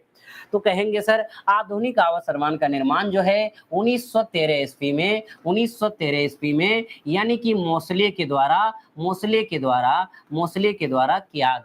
मोसले के द्वारा किया गया है। यानी आधुनिक आवर्त सारणी का निर्माण 1913 ईस्वी में मोसले के द्वारा किया गया, जिसमें एकदम ध्यान दीजिएगा, इस आवर्त सारणी में मेरे प्यारे साथियों, इस आवर्त सारणी में यानी आधुनिक आवर्त सारणी में 7 आवर्त, कितने आवर्त? 7 आवर्त और 18 वर्ग होते हैं। कितने होते हैं? 7 आवर्त और 18 वर्ग होते हैं। क्लियर है? चलिए बिल्कुल सही जवाब आ रहा है, 18 वर्ग होते हैं। तो आंसर क्या हो जाएगा? मोस्टली हो जाएगा। 32 का पहला लगा दीजिएगा आप सब। आगे बढ़ते हैं मेरे प्यारे साथियों। इंग्लिश है, यानी कि इसका एंटो कह रहा है, तो आप सब लगा सकते हैं 33 का। तो भैया हम इसका आंसर लगा दिए बी नंबर। देख लीजिएगा। आगे क्या, एक त्रिभुज की भुजाएं 25, 39, 34 इकाई है। अगर वर्ग का क्षेत्रफल इस त्रिभुज के क्षेत्रफल से 21 इकाई अधिक है तो वर्ग की भुजा क्या है? एकदम बहुत ही सुंदर सवाल है। सेकंड से देखा नहीं है, क्या क्या बोल रहे हैं? आपका कमेंट हम नहीं समझ पा रहे हैं, क्या लिखना चाह रहे हैं? जरूर कमेंट अच्छे से लिखिएगा। कोई परेशानी क्लास में होगा बताइएगा। तो मेरे प्यारे साथी, यहाँ पे एक त्रिभुज है। आज लिखने में बोर्ड में हमें भी कुछ परेशानी हो रहा है। कह रहा त्रिभुज की भुजाएं क्या है? 25 है, 39 है, 34 है। अगर वर्ग का क्षेत्रफल इस त्रिभुज के क्षेत्रफल से 21 इकाई अधिक है और वर्ग का क्षेत्रफल जो कह रहा है कि क्या है, इस त्रिभुज के क्षेत्रफल से यानी कि 21 इकाई ज्यादा है, तो कह रहा है वर्ग की भुजा क्या है? इस वर्ग की भुजा क्या है ये निकालनी है। तो मेरे प्यारे साथियों ध्यान दीजिएगा, जब आप त्रिभुज का क्षेत्रफल निकाल लेंगे, उनमें 21 जोड़ेंगे तो वर्ग का क्षेत्रफल आएगा। अब वर्ग का जो क्षेत्रफल होगा वो हम भुजा इससे निकाल लेंगे, क्योंकि वर्ग का क्षेत्रफल भुजा स्क्वायर होता है। तो सबसे पहले यहाँ से हम त्रिभुज का क्षेत्रफल निकाल करके उसमें 21 जोड़ के यहाँ पहुंचेंगे। कह रहा है कि अगर वर्ग का क्षेत्रफल त्रिभुज के क्षेत्रफल से 21 इकाई अधिक है, यानी इन क्षेत्रफल से 21 ज्यादा है, तो जाकर के इनका निकल जाएगा। तो मेरे प्यारे साथी समझिएगा, ये 25, 34, 39 है, ये विषम बाहु त्रिभुज है, समकोण भी नहीं है, क्योंकि 25 का स्क्वायर 625, फिर 34 का स्क्वायर करेंगे फिर 39 नहीं आएगा, यानी ये समकोण त्रिभुज निर्माण हमारे से ना हो रहा है या नहीं है। चलिए तो भैया इसको हम हीरोन के सूत्र पे डालेंगे, तो एस निकालेंगे तो क्या लिखेंगे? 25 लिखेंगे, फिर 34 लिखेंगे, फिर 39, एस बराबर निकालते हैं ना, बटे 2 से भाग देंगे। 9 4 13, 13 5 18, 8 हो जाएगा। 3 3 6 2 8, 8 1 9 98 बटे 2 हो गया, यानी 49 हो गया, यानी एस का मान 49 हो गया। तो मेरे प्यारे साथी हीरोन के सूत्र से जानते हैं एस इंटू एस माइनस ए, एस माइनस बी, त्रिभुज का क्षेत्रफल जानते हैं ना, तो एस माइनस सी। लिखना नहीं है इतना, यहाँ पे थोड़ा ध्यान दीजिए। एस का मान 49 है तो यहाँ 49 रख देते हैं अंडर रूट करके मेरे प्यारे साथियों। एस माइनस ए, तो 49 में 25 घटा देंगे तो क्या हो जाएगा? एक 24 हो जाएगा, ठीक है। फिर यहाँ एस माइनस बी, 49 में से 34 घटा दिए, 9 में 4 गया 5, और भैया यहाँ 49 रखते हैं, 49 में बी यानी 34 घटा रहे हैं, 9 में 4 गया 5, तो हमारा 4 में 3 गया 1, 15 हो गया। फिर यहाँ एस माइनस सी, तो 49 में से 39 घटा देंगे तो 10 हो जाएगा। इनको मेरे प्यारे साथियों यहाँ हल करना है। अब देखिए 49 को 49 रहने दिए यहाँ पे। अब हम देखिएगा 24 को 6 गुना 4 लिख देते हैं, बिल्कुल। आगे देखिएगा मेरे प्यारे साथियों, 15 को हम जो है क्या लिख दे? 3 गुना 5 लिख देते हैं, 3 गुना 5 लिख देते हैं। और आप देखिए 10 को हम 2 गुना 5 लिख देते हैं, 2 गुना 5 लिख देते हैं। अब इनको हल कर लीजिए आप सब। देखिएगा 49 का वर्गमूल 7 निकलेगा। ये देखिएगा 3 दूनी 6, 1 6, यहाँ 1 6 में 1 6 बाहर हो जाएगा, यहाँ पे 6, और 3 दूनी 6, 2 6 में से 1 6 बाहर होगा, 4 का 2 हो जाएगा, और 2 5 में से 1 5 बाहर आ जाएगा। तो कहेंगे सर 5 दूनी 10, 7 छक 42, यानी 420, यानी त्रिभुज का जो क्षेत्रफल आया है वो कितना आया है? 420 वर्ग इकाई आया है। उसमें 21 जोड़ेंगे तो 420 और 21, ये 441 हो जाएगा, यानी कि क्षेत्रफल किसका? वर्ग का क्षेत्रफल। और वर्ग का क्षेत्रफल होता है भुजा स्क्वायर। अब भुजा स्क्वायर बराबर इसका मतलब वर्ग का क्षेत्रफल 441 होगा। ए बराबर रूट अंडर 441 हो जाएगा, यानी 21 का स्क्वायर करेंगे तो 441 हो जाएगा। अगर भुजा 21 होगा, 21 का स्क्वायर करेंगे तो इनका क्षेत्रफल 441 हो जाएगा। तो आंसर जो लगा देंगे वो आप क्या लगा देंगे? दूसरा नंबर लगा देंगे। क्लियर है मेरे प्यारे साथियों? आज आप सब जो है सभी मित्रों को शेयर नहीं कर रहे हैं, पता नहीं मेरे प्यारे साथियों क्यों नहीं कर रहे हैं। दलाल स्ट्रीट कहाँ है? तो आप जानते हैं मेरे प्यारे साथियों, दलाल स्ट्रीट जो है मुंबई में स्थित है, जहां पे क्या होता है पता है?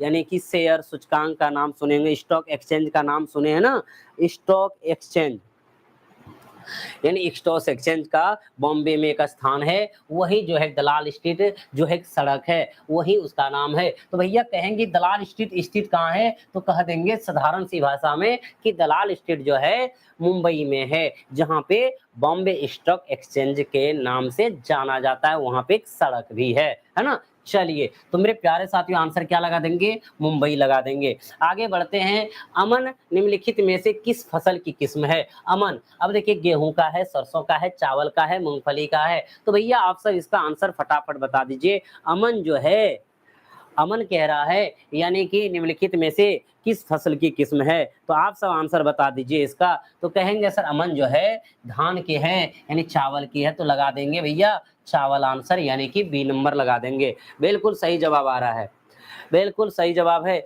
आगे बढ़ते हैं, भारत की प्रथम महिला शासिका कौन है? तो मेरे प्यारे साथियों, आप जानते हैं कि भारत की प्रथम महिला शासिका कौन है? बताइए, बताइए कौन है? तो कहेंगे सर रजिया सुल्तान है। कौन है? रजिया सुल्तान है, रजिया सुल्तान है, जिसका जो है कार्यकाल यानी 1236 से 1240 तक रहा था। इल्तुतमिश के यानी कि शासन खत्म होने के बाद, यानी उसकी मृत्यु के बाद जो है रजिया सुल्तान शासक बने थे 1236 से 40 तक। और आप जानते हैं इल्तुतमिश के यानी पुत्री थे कौन? रजिया सुल्तान। आप सबको पता है मेरे प्यारे साथियों, यानी कि प्रथम महिला शासिका तो रजिया सुल्तान तो है ही है, लेकिन वो किसकी पुत्री है? इल्तुतमिश की पुत्री है। किसकी पुत्री है? इल्तुतमिश की यह पुत्री है। आगे बढ़ते हैं मेरे प्यारे साथियों, किस राज्य सरकार ने गीता कार्मी कुमा बीमा योजना शुरू की है? उड़ीसा, राजस्थान, हरियाणा, तेलंगाना। 38 का आंसर बताइए। 38 का करंट है मेरे प्यारे साथियों, किस राज्य सरकार ने गीता कार्मी कुमा बीमा योजना शुरू की है?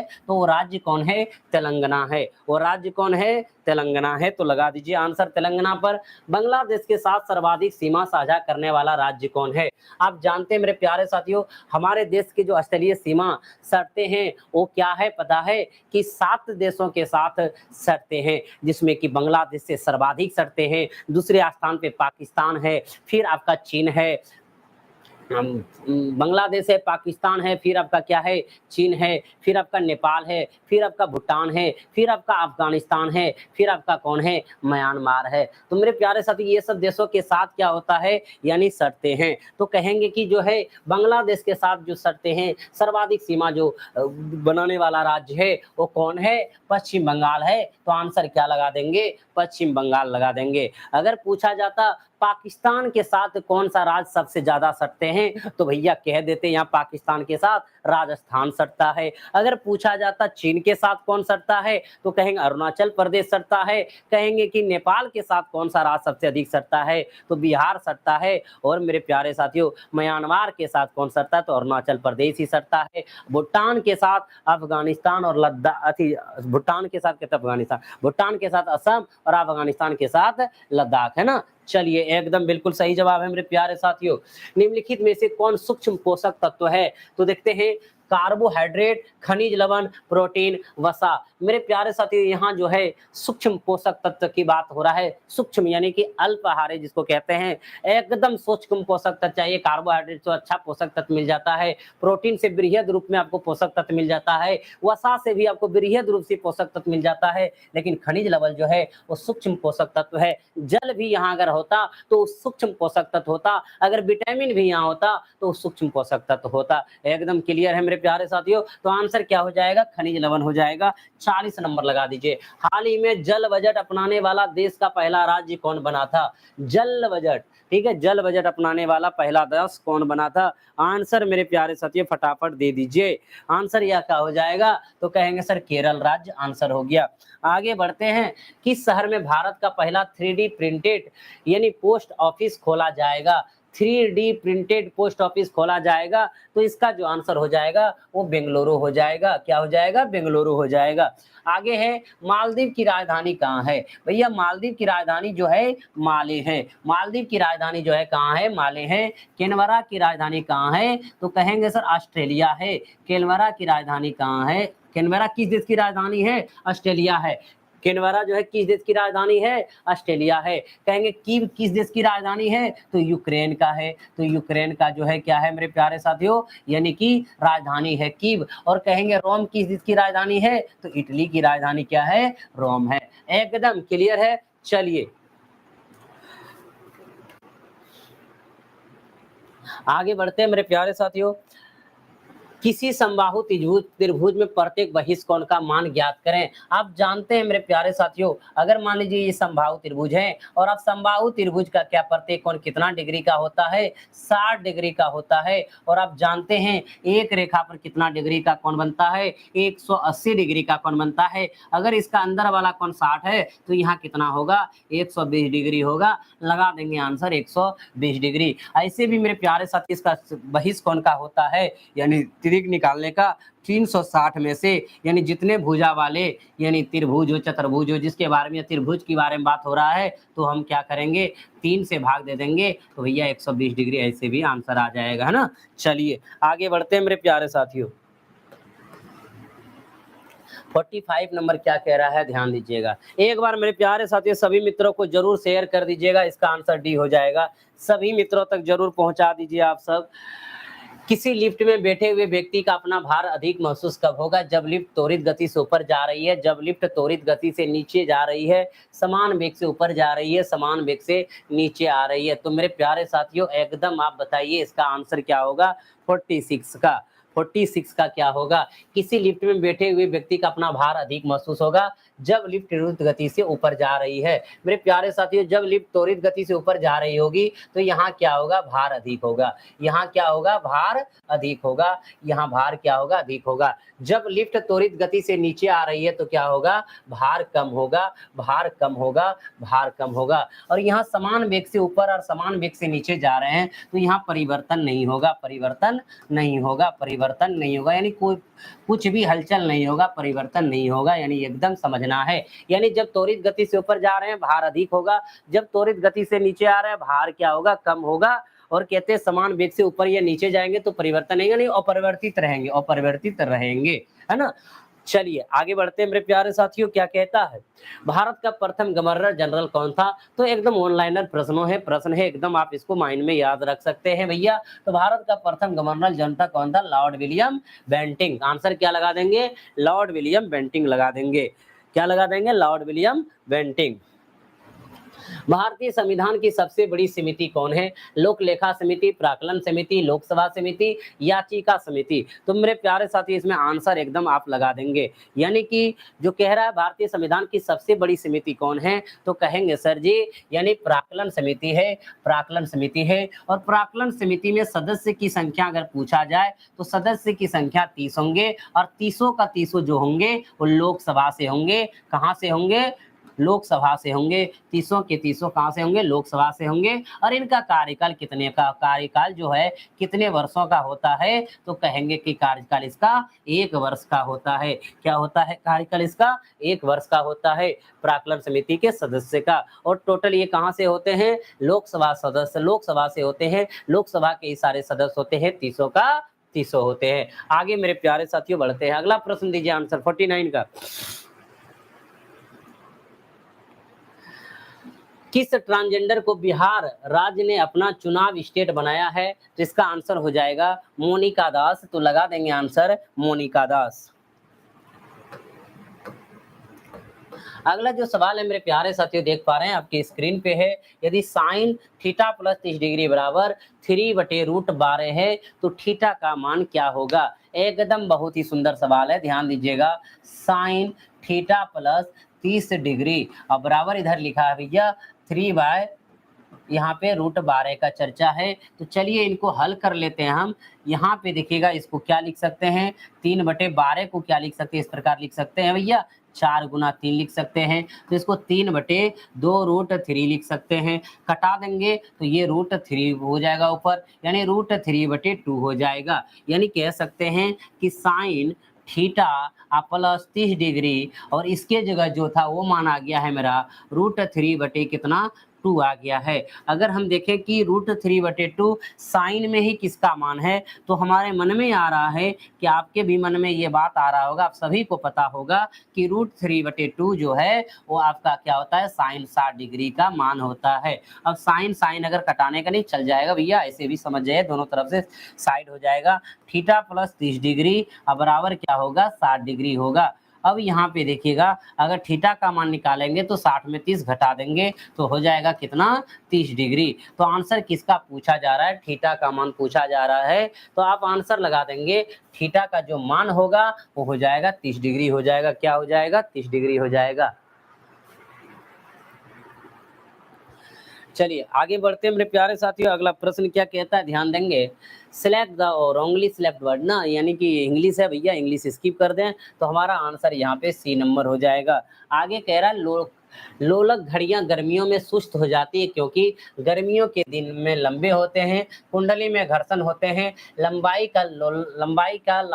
लोलक की लंबाई बढ़ जाती है, लोलक के भार में परिवर्तन हो जाता है। तो मेरे प्यारे साथियों, जब लोलक की लंबाई बढ़ जाएंगे तो आवर्त काल भी क्या होंगे, बढ़ जाएंगे। तो आवर्त काल भी क्या होंगे, बढ़ जाएंगे। आवर्त काल भी क्या होंगे, बढ़ जाएंगे। जब आवर्त काल बढ़ेगा तो भैया घड़ी क्या हो जाएगा, सुस्त हो जाएगा। इसलिए कहते हैं कि गर्मियों के दिन में लोलक की लंबाई बढ़ जाना, आवर्त काल बढ़ जाना, आवर्त काल बढ़ जाना, इसका मतलब घड़ी सुस्त हो जाना। तो आंसर क्या हो जाएगा, तीसरा नंबर एकदम लगा दीजिए आप सब। बिल्कुल सही जवाब है मेरे प्यारे साथियों आप सबका, ठीक है।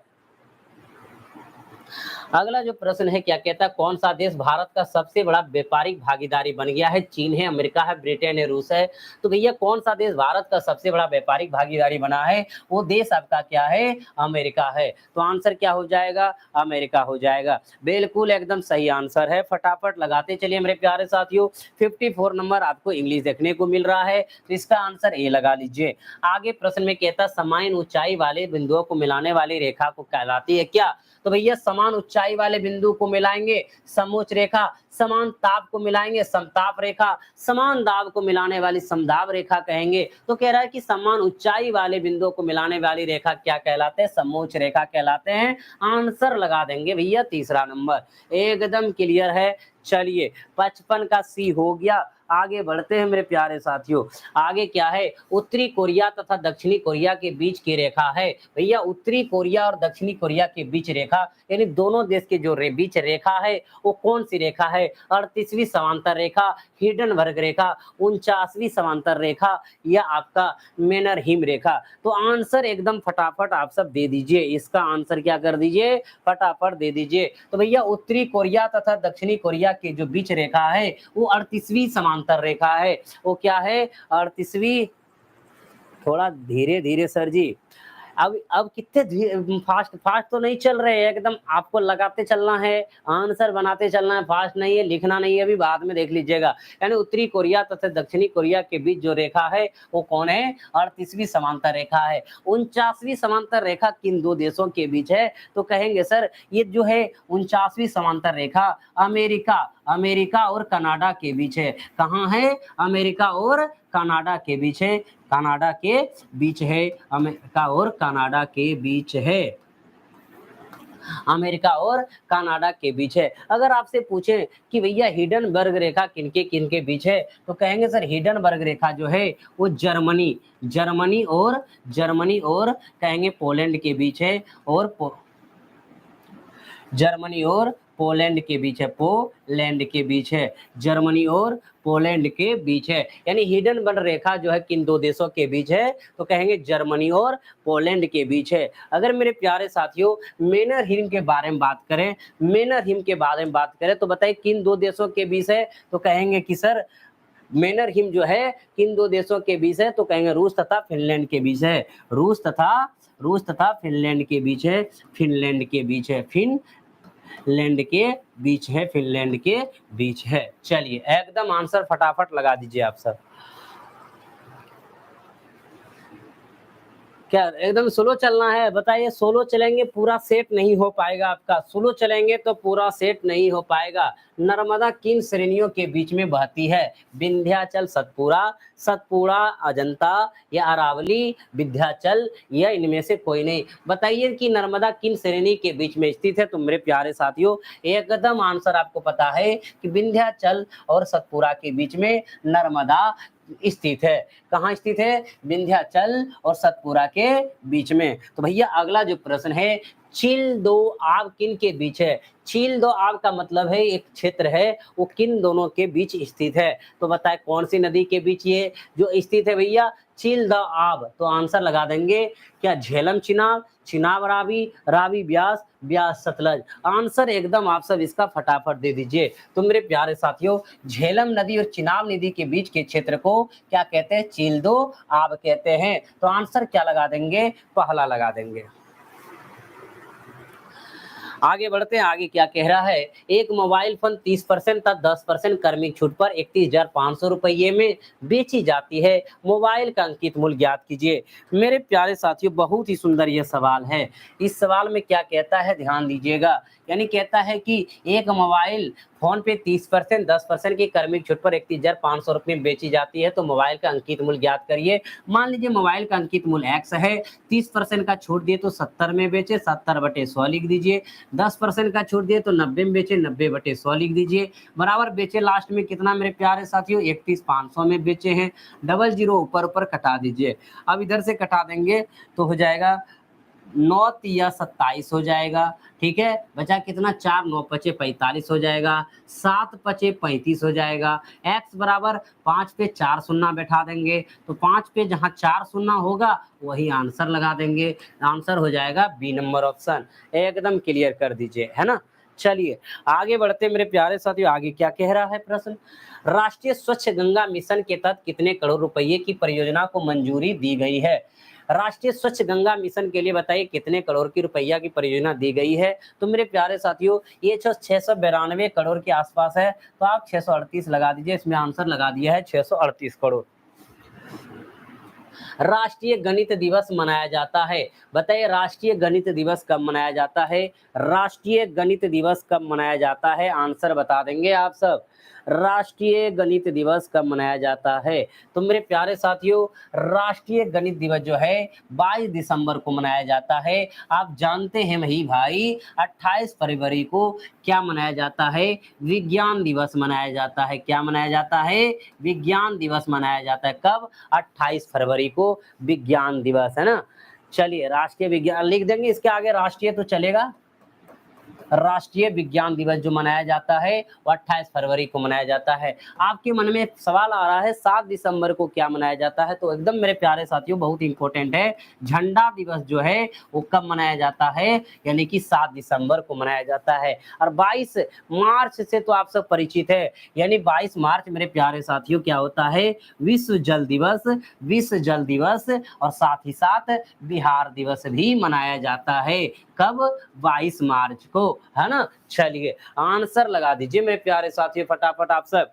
अगला जो प्रश्न है क्या कहता है, नीला थोथा का रासायनिक सूत्र क्या है। भाई नीला थोथा का रासायनिक सूत्र आपको बताना है, जिसको आप लगाएंगे आंसर इसमें क्या, एकदम बता दीजिए। नीला थोथा का मतलब जिसको आप कॉपर सल्फेट बोलते हैं। भैया एकदम आंसर आपके क्लियर है। कहेंगे कि सर नीला थोथा यानी CaSO4 × 5H2O, यानी 5H2O जल के साथ अगर कैल्शियम सल्फेट के साथ आया हुआ है तो वही मेरे प्यारे साथियों क्या है, ये नीला थोथा है। तो आंसर क्या हो जाएगा, बी नंबर हो जाएगा। इसमें एक नंबर देख रहे हैं CaSO4 × 2H2O, इसमें देखिएगा क्या फर्क होता है। अगर मेरे प्यारे साथियों CaSO4 × 2H2 है तो ये बन जाता है जिप्सम। क्या बन जाता है, जिप्सम, जिप्सम, ये है जिप्सम। ठीक है, ये क्या है, जिप्सम है।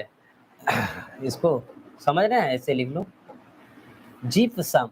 ठीक है, ये है मेरे प्यारे साथियों क्या, जिप्सम, CaSO4 × 2H2O। अगर कहेगा जिप्सम का सूत्र क्या होता है तो बताइएगा CaSO4 × 2H2O बताइएगा। अगर मेरे प्यारे साथियों आपसे पूछा जाए कि प्लास्टर ऑफ पेरिस का सूत्र क्या होता है तो बताइएगा CaSO4 × 12H2O। देखिए जल पे डिपेंड कर रहा है, अगर 2H2 है तो जिप्सम है, 12H2 है तो कहेंगे कि प्लास्टर ऑफ पेरिस है, प्लास्टर ऑफ पेरिस है। अरे प्लास्टर ऑफ पेरिस है, प्लास्टर ऑफ पेरिस है। चलिए क्लियर है, आगे बढ़ते हैं। भारतीय संविधान में कितने मौलिक कर्तव्य हैं? मेरे प्यारे साथियों, भारतीय संविधान में कितने मौलिक कर्तव्य हैं? 11 हैं, 12 हैं, 8 हैं, 13 हैं, एकदम आप सब जानेंगे। लेकिन मेरे प्यारे साथियों, आपको पता है कि भारतीय संविधान में जो मौलिक कर्तव्य को जोड़ा गया है, वो कितने अनुच्छेद के तहत? 51 ए के तहत जोड़ा गया। अनुच्छेद कितने के तहत? 51 ए के तहत जोड़ा गया है। 51 ए के तहत जोड़ा गया है। कितना संविधान संशोधन? तो कहेंगे 42वां संविधान संशोधन के तहत, यानी कि 51 ए में मौलिक कर्तव्य को जोड़ा गया। पहले 10 था, अब जो है 11 हो गया, क्योंकि 5 वर्ष से, यानी 6 वर्ष से बच्चे, कह सकते हैं 6 से 14 वर्ष के बच्चे के आयु तक फ्री में शिक्षा, निःशुल्क शिक्षा की व्यवस्था यानी कि अनिवार्य कर दिया गया है। तो उसको मौलिक कर्तव्य में ला दिया है। तो पहले 10 था और 1 जोड़ करके यानी 11 कर दिया गया है। यानी वर्तमान में कितना है? 11 है। आंसर लगा देंगे 11। क्लियर है? चलिए, बिल्कुल एकदम सही है। 42वां संविधान संशोधन के तहत, यानी कि अनुच्छेद 51 ए में मौलिक कर्तव्य को जोड़ा गया है। और मौलिक कर्तव्य में यानी कि जो संख्या है मौलिक कर्तव्य की, वो कितना है? 11 है। आगे, भारत में कागज उद्योग का सबसे पहला सफल कारखाना कहाँ स्थापित हुआ? तारापुर, बालीगंज, श्रीरामपुर या लखनऊ? तो मेरे प्यारे साथियों, आप बताएंगे कि भारत में कागज उद्योग का सबसे सफल कारखाना बालीगंज में, जो कहाँ पे है? तो कहेंगे कलकत्ता में है। कहाँ है? कलकत्ता में है। कब स्थापना किया गया था भैया भारत में कागज उद्योग का सफल कारखाना? तो 1870 ईस्वी में कोलकाता में। वो कहाँ पे? बालीगंज में, है ना? बालीगंज में, एकदम सही जवाब है। चलिए आगे मेरे प्यारे साथियों, देखते हैं अगला प्रश्न क्या कहता है। अशोक के किस पत्नी के नाम कौशाम्बी स्तंभ लेख में जिक्र मिलता है? तो भैया देखिएगा, अशोक के ये भी पत्नी है, ये भी पत्नी है, ये भी पत्नी है, ये भी पत्नी है। आखिर ऐसे कौन इसकी पत्नी है जो कि कौशाम्बी स्तंभ लेख में उसका जिक्र मिलता है? तो कहेंगे सर जी, यानी कि कारूका की जो है उसकी पत्नी का जो उल्लेख है वो कौशाम्बी स्तंभ लेख में मिलता है। भैया याद रख लीजिए आप। चलिएगा आगे बढ़ते हैं। अगला जो है, मंगलों के द्वारा दिल्ली सल्तनत पर पहला भय किसके शासन काल में हुआ था? आपको पता है मेरे प्यारे साथियों, हम आपको बताए थे कि इल्तुतमिश का शासनकाल 1210 से लेकर के 1236 तक रहा है। बताए हैं कि नहीं बताए? बोलिए। और इसी बीच में आपको पता है कि 1221 ईस्वी में यानी कि मंगलों का जो है यानी आक्रमण का भय बना हुआ था, यानी आक्रमण करने के लिए तैयार था। कितने ईस्वी में? तो कहेंगे 1221 ईस्वी में। और मंगल आक्रमण कौन थे? वो चंगेज खां थे, है ना? चलिएगा, तो भाई हमारा आंसर जो हो जाएगा क्या हो जाएगा? इल्तुतमिश हो जाएगा। क्लियर है? आगे कहते हैं, विश्व का पहला एशियाई गीत संरक्षण केंद्र कहाँ स्थापित किया गया? कर्नाटक है, तमिलनाडु है, उत्तराखंड है, उत्तर प्रदेश है? इसका मेरे प्यारे साथियों आंसर जरूर बता दीजिए आप सब। तो इसका आंसर हो जाएगा उत्तर प्रदेश। क्या हो जाएगा? उत्तर प्रदेश हो जाएगा। विश्व का पहला एशियाई गीत संरक्षण केंद्र कहाँ स्थापित किया गया है? उत्तर प्रदेश में महाराजगंज में स्थापित किया गया है। उत्तर प्रदेश के महाराजगंज में, महाराजगंज में स्थापित किया गया है। चलिए आगे बढ़ते हैं। अगला प्रश्न है, दूरदृष्टि से पीड़ित व्यक्ति को कठिनाई होती है दूर की वस्तु स्पष्ट देखने में, पास की वस्तु स्पष्ट देखने में, दूर व पास दोनों की वस्तु देखने में, इनमें से कोई नहीं। मेरे प्यारे साथियों, हमने आपको पिछले क्लास में भी चर्चा किए थे कि जो चीज दिखता है वही दोष होता है। यहाँ कहता है दूर दृष्टि से पीड़ित व्यक्ति को कठिनाई होती है। अगर दूर दृष्टि से पीड़ित व्यक्ति है तो समझ लीजिए उसको दूर की वस्तु साफ साफ दिखाई देगा, नजदीक की वस्तु साफ साफ नहीं दिखाई देगा। तो दूर की वस्तु स्पष्ट देखवे करेंगे और दूर दृष्टि दोष है। कहते हैं दूर क्या दिखता है भैया, इसको दूर दृष्टि दोष हो गया, ये तो दिखने में है ही। कहते पास की वस्तु स्पष्ट देखने में या दूर और पास दोनों की वस्तु देखने में, या इनमें से कोई नहीं। एकदम आंसर लगा देंगे। तो कहेंगे कि भैया दूर दृष्टि से पीड़ित व्यक्ति को कठिनाई जो होती है, पास की वस्तु स्पष्ट देखने में कठिनाई होती है, क्योंकि दूर की वस्तु तो साफ साफ देख ही लेंगे, तो उसको पास की जो वस्तु है वो नजदीक की वस्तु उसको साफ साफ दिखाई दिखाई नहीं देगा,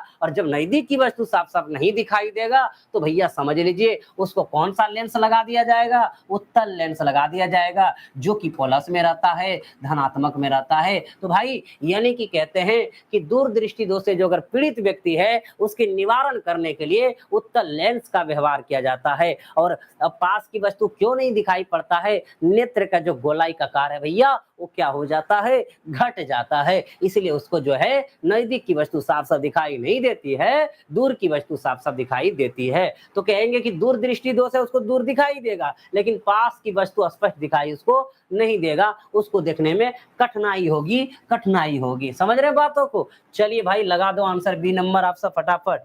मजा आ रहा है कि नहीं आ रहा बताइएगा, मजा आ रहा है कि नहीं ये जरूर बताइएगा मेरे प्यारे साथियों, जरूर बताइएगा मजा आ रहा है कि नहीं आ रहा है।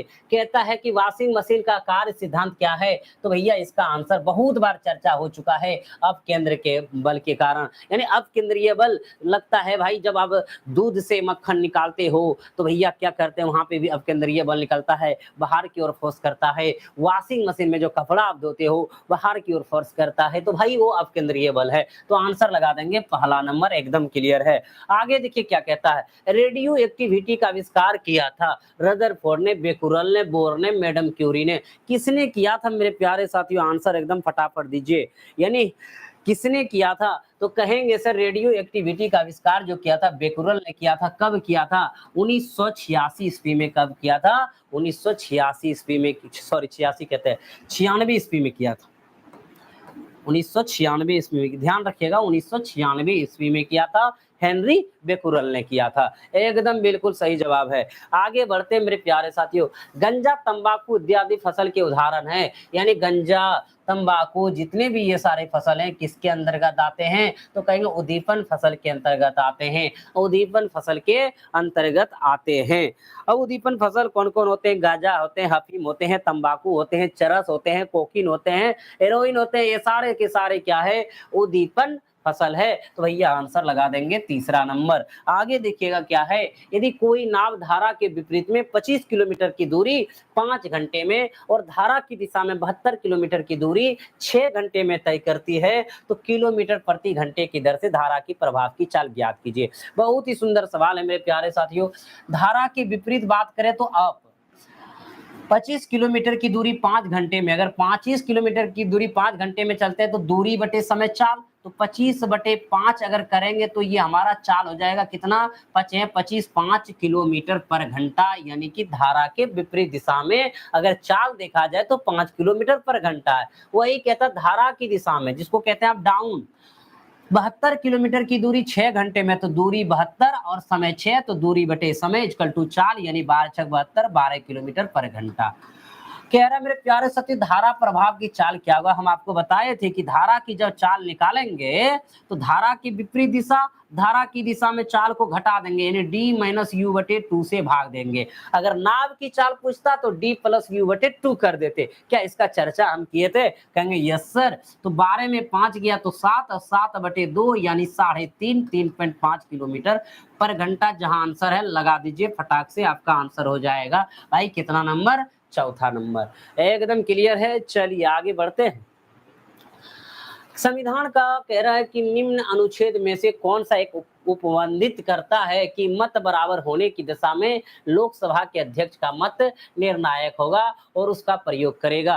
तो मेरे प्यारे साथियों जब निर्णायक मत हो जाता है, आप समझिएगा बातों को, जब निर्णायक मत हो जाएगा, पक्ष या विपक्ष का बराबर मत हो जाएगा, तो उस समय लोकसभा अध्यक्ष को एक मत देने का अधिकार होता है। वो किस अनुच्छेद के तहत देगा? तो भैया अनुच्छेद 101 के तहत देगा। अनुच्छेद 101 के तहत देगा, तो अनुच्छेद क्या लगा देंगे आप? 100 यहाँ पे आंसर लगा देंगे। एकदम क्लियर है। चलिएगा मेरे प्यारे साथियों 74 नंबर इंग्लिश कहता है, तो लगा देंगे इसका डी नंबर। देख लीजिएगा क्या कहता है। पीडीएफ मेरे प्यारे साथियों टेलीग्राम पे डाल दी है। जो पीडीएफ देखिएगा एक बार यहाँ पढ़ लेते हैं ना, तो ये पीडीएफ को टेलीग्राम पे एक बार आप अपने से मार के देख लो कितना सही होता है कितना गलत होता है। हम गारंटी देते हैं कि अगर पूरा यहाँ पढ़ लेते हैं तो 90 प्लस आप सही कर देंगे। एक बार में मारिएगा और कभी उसको नहीं भूलिएगा। इसलिए मेरे प्यारे साथियों ध्यान से एक बात देखिएगा, जब आप बनाते हैं ना कॉपी और कलम पे, तो वहां पे अपना लिखे ABC जो आंसर है मारिए, और जब PDF मिल जाए टेलीग्राम पे तो एक बार देखिए PDF एकदम क्लियर है, ऐसे ऐसे करते चलिए, 1 का A, B का 2, C का 3, D का 4, देख लीजिए भैया कितना गलत हुआ, कितना से, एक रिवीजन भी हो जाएगा और तैयारी आपका जबरदस्त हो जाएगा। ये काम हम ही सब चीज बताएंगे करने के लिए मेरे प्यारे साथियों, खुद से भी कर सकते हैं। इसीलिए टेलीग्राम पे हम PDF डाल दिए हैं। आज सब जैसे 2 क्लास का PDF इधर जब हम आए बाका से 2 PDF डाले हैं, दोनों का दोनों बना के देखिए कितना नंबर उठता है। और जी जान लगा दीजिए, डेट भी बढ़ गया और 1 तारीख से एग्जाम है ना, कब कब एग्जाम है पता है ना आप सभी को मेरे प्यारे साथियों। आर्थिक तथा सामाजिक दृष्टिकोण से महत्वपूर्ण गुजरात का सोमनाथ मंदिर, जिसे मोहम्मद गजनवी द्वारा लूटा गया था, यह मंदिर का मोहम्मद गजनवी ने कब लूटा था? तो कहेंगे मेरे प्यारे साथियों, सोमनाथ मंदिर पर जो आक्रमण किया था उसने 1025 ईस्वी में किया था। तो 1025 से 26 एकदम आप लगा देंगे, यानी वहां पे सोमनाथ मंदिर पर जो आक्रमण करके सारे चीज वहां से लूट लिया था। और कहा भी जाता है कि मोहम्मद गजनवी ने जो है भारत पर कितने बार आक्रमण किए थे? तो भैया 17 बार आक्रमण किए थे। कितने बार? 17 बार आक्रमण किए थे। पहली बार आक्रमण कब किए थे? तो कहेंगे कि 1001 ईस्वी में उसने पहली बार आक्रमण किए थे। और टोटल कितने बार आक्रमण किए थे? 17 बार आक्रमण किए थे। टोटल कितने बार आक्रमण किए थे? 17 बार आक्रमण किए थे। और महत्वपूर्ण आक्रमण जब गुजरात पर हुआ था, यानी गुजरात के सोमनाथ मंदिर पर हुआ था, उस समय जो शासक थे तो कहेंगे कि भीम प्रथम था। भीम कौन था? प्रथम था। भीम प्रथम था। और मूलराज प्रथम है ना। चलिए मेरे प्यारे साथी, ये तो आप जानते ही हैं। आगे बढ़ते हैं ना, फटाफट लगा दीजिएगा, बिल्कुल सही बात है एकदम। और अंतिम आक्रमण जो है मोहम्मद गजनवी का हुआ था, वो 1027 ईस्वी में हुआ था। अंतिम आक्रमण मोहम्मद गजनवी का हुआ था, वो भी किसके विरुद्ध हुआ था? जाटों के विरुद्ध हुआ था।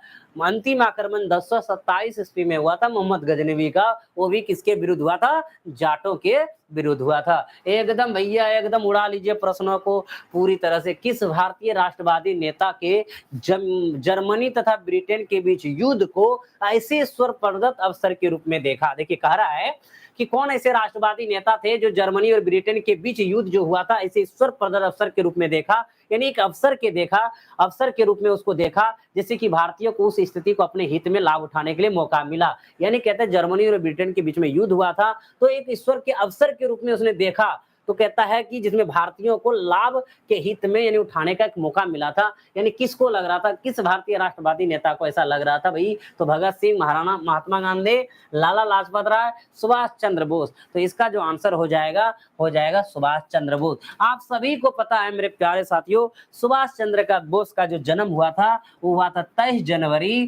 जनवरी 1897 ईस्वी में। 23 जनवरी 1897 ईस्वी में सुभाष चंद्र बोस का जन्म हुआ था। जन्म कहाँ हुआ था? तो कहेंगे कटक में हुआ था। और कटक कहाँ है मेरे प्यारे साथियों? तो उड़ीसा में है। कटक कहाँ है? तो उड़ीसा में है ना। चलिए, और कहेंगे कि कांग्रेस का अध्यक्ष बना था, ये कांग्रेस का अध्यक्ष पहली बार बना था तो कब बना था? 1938 ईस्वी में बना था। किस अधिवेशन में बना था? तो कहेंगे हरिपुरा अधिवेशन में बना था। किस अधिवेशन में बना था? हरिपुरा अधिवेशन में बना था। और अगली बार जो है 1939 ईस्वी में ये कांग्रेस के अध्यक्ष बने थे। महात्मा गांधी ने इसका प्रस्ताव रखा था, लेकिन वहां पे विवाद होने की वजह से 1939 में सुभाष चंद्र बोस ने कांग्रेस के अध्यक्ष पद से इस्तीफा दे दिया। क्या कर दिया? इस्तीफा दे दिया। और जाकर के ये 18 अगस्त 1945 ईस्वी को, यानी कि 1945 ईस्वी को विमान दुर्घटनाग्रस्त में इसकी मौत हो जाती है, मृत्यु को प्राप्त कर लेते हैं, लेकिन इसकी पुष्टि नहीं करता है। लेकिन मेरे प्यारे साथियों, ध्यान रखिएगा, द इंडियन स्ट्रगल इसकी आत्मकथा है। किसका? सुभाष चंद्र बोस का। तो चलिए मेरे प्यारे साथियों, क्लियर हो गया एकदम? कहीं समझ गए? कई प्रकार के परेशानी तो नहीं हुआ ना? तो आगे बढ़ते हैं। भारत के अनेक नाम का उल्लेख है, इन नामों में से किसका उल्लेख बौद्ध ग्रंथों में मिलता है? भाई भारत के अनेक नाम है, आर्यावर्त भी है, भारत भी है, जम्मू द्वीप भी है, हिंदुस्तान भी है और आप जानते हैं इंडिया भी है। लेकिन जो है बौद्ध यानी कि बौद्ध ग्रंथ में जो है जो नाम मिलता है वो किस नाम से मिलता है भारत का? तो कहेंगे कि सर यानी बौद्ध ग्रंथ में भारत का जो एक अन्य नाम है जम्बू द्वीप, वो बौद्ध ग्रंथ में मिलता है। तो आंसर लगा देंगे जम्बू द्वीप, जम्बू द्वीप लगा देंगे। और मेरे प्यारे साथियों, आर्यों के आगमन के परिणाम स्वरूप आर्य भारत पड़ा। आप जानते हैं भारत जो है हमारा वैदिक काल में भरत के नाम पर भारत जाना जाता है।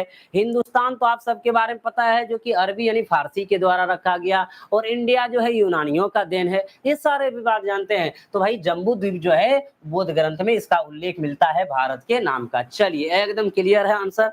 आगे बढ़ते हैं मेरे प्यारे साथियों। आईपीएल 2023 का फाइनल मैच किस मैदान पर खेला गया था? Wankhede stadium Mumbai, Eden garden stadium Kolkata, Narendra Modi stadium Ahmedabad. आपका आंसर हो जाएगा नरेंद्र मोदी स्टेडियम अहमदाबाद, जिसको आप कहते हैं मोटेरा, है ना। तो मेरे प्यारे साथियों, एक दिन बारिश की वजह से धुल गया था, अगले दिन हुआ था, तो हमारा नरेंद्र मोदी स्टेडियम अहमदाबाद। चलिए आगे बढ़ते हैं। निम्नलिखित में से सही सुमलित कीजिए। आप देखिए क्या है, जयशंकर प्रसाद कमायनी है, कल्हण राज तरंगनी है, जयदेव गीता गोविंद है, पद्मावत अलबोर्नी है। बताइए आंसर क्या होगा मेरे प्यारे साथी? इसका आंसर एकदम लगा दीजिए आप, इसका आंसर लगा देंगे।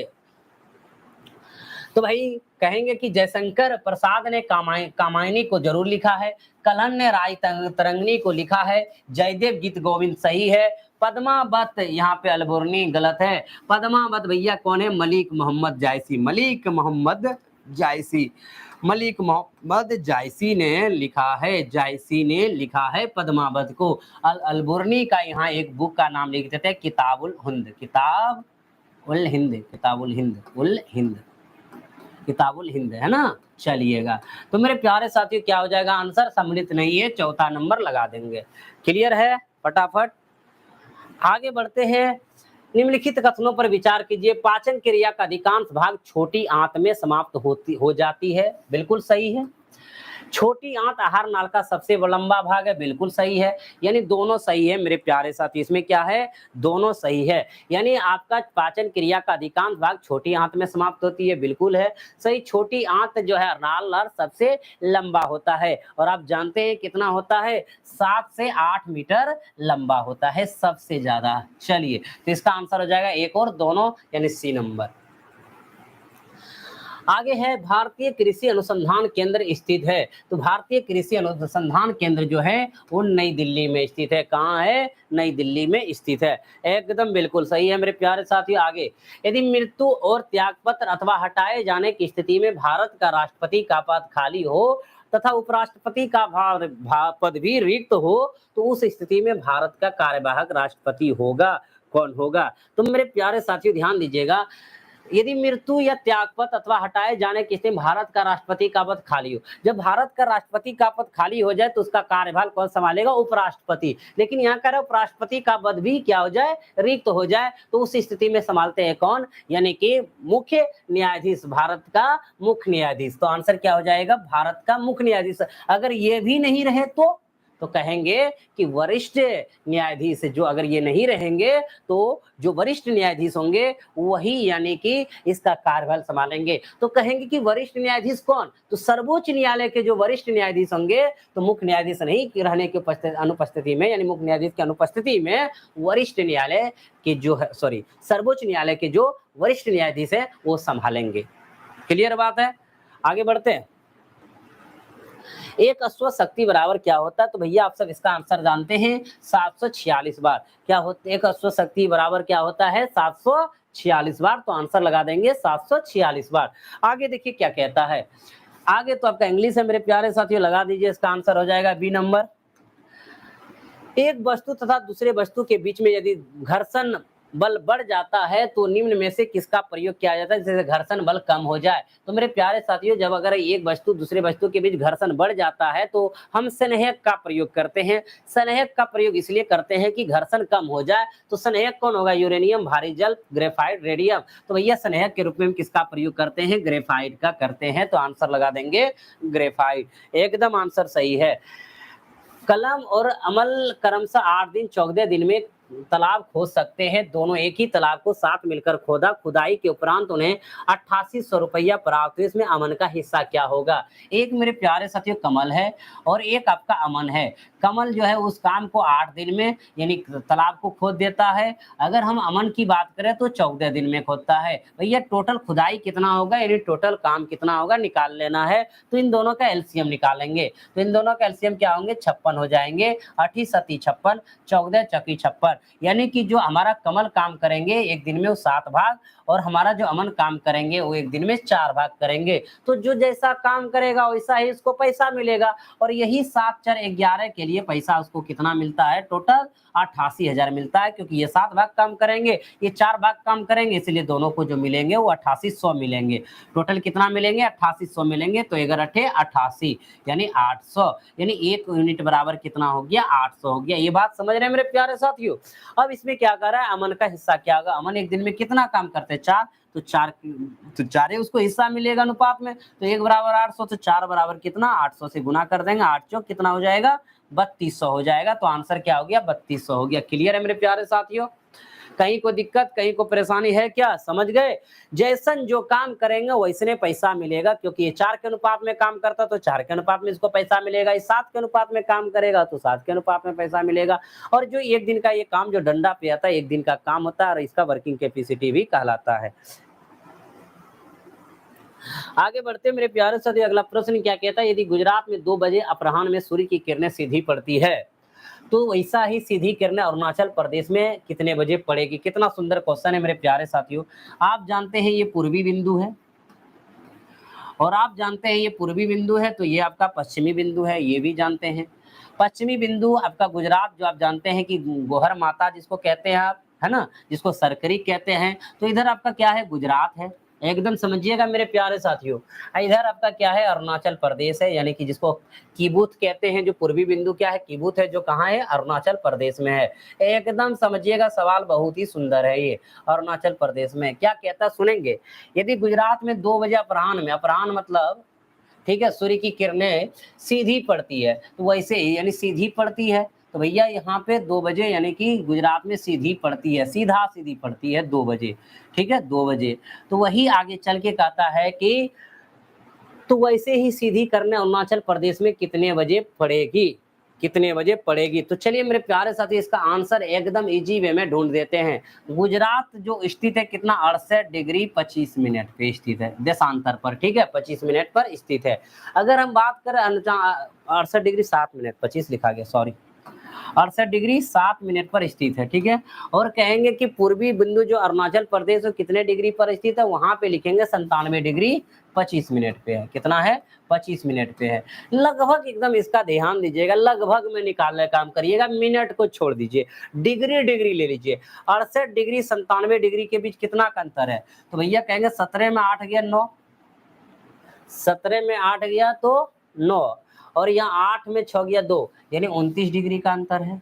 29 डिग्री का क्या है? अंतर है दोनों के बीच, अरुणाचल प्रदेश और गुजरात के बीच। यानी यही 29 डिग्री का समय का अंतर हो जाएगा। आपको पता है कि 1 डिग्री देशांतर का अंतर कितना होता है? तो कहेंगे 4 मिनट का होता है।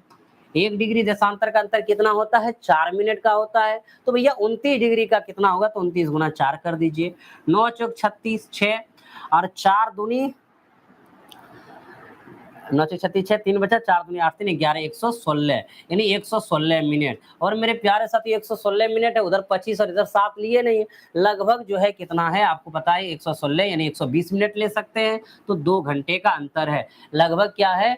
2 घंटे का अंतर है। तो भैया यहाँ पे 2 बजे सीधी पड़े हैं, तो 2 घंटे बाद उसको जोड़ दीजिए, तो क्या हो जाएंगे? 4 बजे। तो यानी कि अरुणाचल प्रदेश में सीधी कितने बजे पड़ेंगे? 4 बजे पड़ेंगे। बहुत ही सुंदर सवाल था मेरे प्यारे साथियों। क्लियर है? गुजरात की 2 बजे वाली किरण लगभग 4 बजे पड़ेगी, लगभग एकदम 4 बजे पड़ जाएगी। बात समझ रहे हैं? आगे बढ़ते हैं, तो आपका आंसर क्या हो जाएगा? 4 बजे हो जाएगा। गंगा नदी बिहार की एक महत्वपूर्ण नदी है। ये बिहार के कितने जिलों से होकर गुजरती है? 88 नंबर प्रश्न बताइएगा मेरे प्यारे साथियों। गंगा नदी बिहार की एक महत्वपूर्ण नदी है। आप जानते हैं ये बिहार के कितने जिले से होकर गुजरती है? आपको पता है मेरे प्यारे से गंगा की सर्वाधिक लंबाई पटना जिला में है, ये भी आप सबको पता है कि सर्वाधिक लंबाई किस जिला में है, पटना जिला में है। और गंगा की बिहार में कुल लंबाई जो है 445 किलोमीटर है टोटल बिहार में इनकी लंबाई, और वो जो है 12 जिलों से होकर गुजरती है। तो आंसर क्या लगा देंगे, 12 जिला लगा देंगे। और आपको पता है कि गंगा पहले बिहार में जो प्रवेश करती है कहाँ करते हैं, वो बक्सर जिला में प्रवेश करती है, सभी को पता होगा ना। चलिए आगे देखते हैं मेरे प्यारे साथियों, वीरता पुरस्कार पाने वाली भारतीय वायु सेना की पहली महिला अधिकारी कौन बनी है, बहुत सुंदर क्वेश्चन है, तो लगा दीजिए दीपिका मिश्रा जी है, जो कि वीरता पुरस्कार पाने वाली भारतीय वायुसेना की पहली महिला अधिकारी बनी है। एकदम बिल्कुल सही है। आगे अगला जो प्रश्न है, बिहार के वन रिपोर्ट के अनुसार सबसे अधिक वन किस जिला में है, सबसे अधिक वन किस जिला में देखने को मिलता है। तो चलिए मेरे प्यारे साथियों आंसर लगा देंगे कि रोहतास जो जिला है वहां पे सबसे अधिक वन देखने को मिलता है बिहार में। दोनों हाथों से लूटना मुहावरे का सही अर्थ है, दोनों हाथों से लूटना लुटाना है, दोनों हाथों से लुटाना मतलब खूब खर्च करना। आंसर हो जाएगा खूब खर्च करना, बी नंबर। एकदम क्लियर है मेरे प्यारे साथियों। विरल का विलोम शब्द क्या होता है, विरल का विलोम शब्द क्या होगा, तो एकदम आसान सा प्रश्न है, लगा दीजिए छापे मार के। क्या करेंगे, लगा दीजिएगा छापे मार के, एकदम लगाइए मेरे प्यारे साथियों, क्या होगा इसका आंसर। तो कहेंगे सर विरल है तो सघन, इसका विपरीत क्या हो जाएगा, सघन हो जाएगा, है ना। आगे दक्षिण एशियाई क्षेत्रीय सहयोग संघ सार्क के सदस्य देशों में कौन शामिल नहीं है। तो मेरे प्यारे साथियों दक्षिणी एशियाई क्षेत्र सहयोग संघ यानी सार्क के सदस्य में कौन से देश शामिल नहीं है। आपको पता है मेरे प्यारे साथियों सार्क, ठीक है, सार्क जो सदस्य देश है उनमें से कौन कौन है, सार्क देश, सार्क सदस्य देश का जो सार्क है उसका गठन कब हुआ था, इसके बारे में भी जानना बहुत ही जरूरी है। तो मेरे प्यारे साथियों सार्क का जो गठन हुआ था यानी दक्षिणी एशियाई क्षेत्रीय सहयोग संघ का जो गठन हुआ था वो 8 दिसंबर, एकदम ध्यान दीजिएगा, ये याद रखिएगा, 8 दिसंबर 1985 ईस्वी को हुआ था, 1985 ईस्वी हुआ था सार्क का गठन। जिसका मुख्यालय कहाँ था, इसका मुख्यालय मेरे प्यारे साथियों कहाँ था, तो कहेंगे इसका मुख्यालय काठमांडू है। इसका मुख्यालय कहाँ है, काठमांडू है। कहाँ है, काठमांडू है। इसका मुख्यालय कहाँ है, काठमांडू है। इसमें कितने देश शामिल है, तो मेरे प्यारे साथियों इसमें देखिएगा कितने देश शामिल हैं। इनमें जो सदस्य देश हैं वो कितने हैं, 8 हैं। अब कहेंगे सर 8 देश कौन कौन है, तो एक तरीका हम याद रखा देते हैं मेरे प्यारे साथियों, ध्यान दीजिएगा। MBBS पीना, याद रखिएगा, कभी नहीं भूलिएगा लाइफ में। MBBS पीना, ठीक है, इसको याद रखिएगा। सार्क सदस्य देश MBBS पीना। तो M मतलब कहेंगे सर मालदीव, ध्यान दीजिएगा, M मतलब मालदीव, ठीक है। B मतलब आप भूटान भी पहले लिख सकते हैं या बांग्लादेश भी लिख सकते हैं, बांग्लादेश भी लिख सकते हैं, बांग्लादेश भी लिख सकते हैं, या बिफोर भूटान भी लिख सकते हैं, ठीक है, भूटान भी लिख सकते हैं आप, ठीक है। उसके बाद एस का मतलब श्रीलंका लिख दीजिए, श्रीलंका लिख दीजिए। उसके बाद पी मतलब पाकिस्तान लिख दीजिए,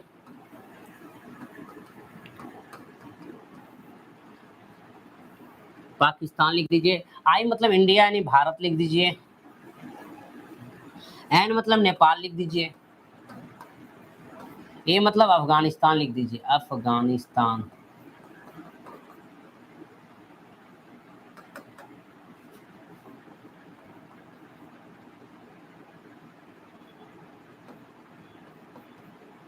अफगानिस्तान लिख दीजिए। यानी यहाँ पे जो सार्क सदस्य देश है वो 8 है, मालदीव, बांग्लादेश, भूटान, श्रीलंका, पाकिस्तान, भारत, नेपाल और अफगानिस्तान। तो इसमें से ऑप्शन क्या है मेरे प्यारे साथियों, चीन। तो हमारा जो आंसर हो जाएगा क्या हो जाएगा, चीन हो जाएगा। MBBS पीना जरूर एकदम ध्यान रखिएगा, MBBS पीना।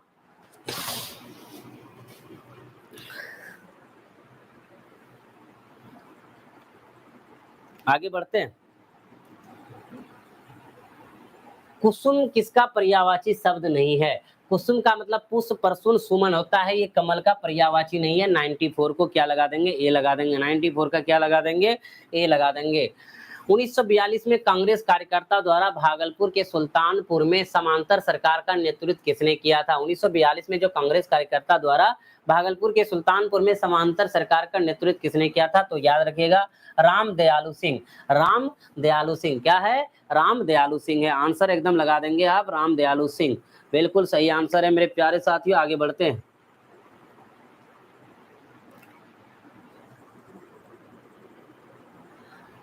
चुनाव आयोग ने कहां से पहली बार वोट फ्रॉम होम की शुरुआत की है? कर्नाटक, तेलंगाना, तमिलनाडु, केरल। कहां से किए हैं? तो कहेंगे कर्नाटक से किए हैं। आंसर क्या लगा देंगे? कर्नाटक लगा देंगे।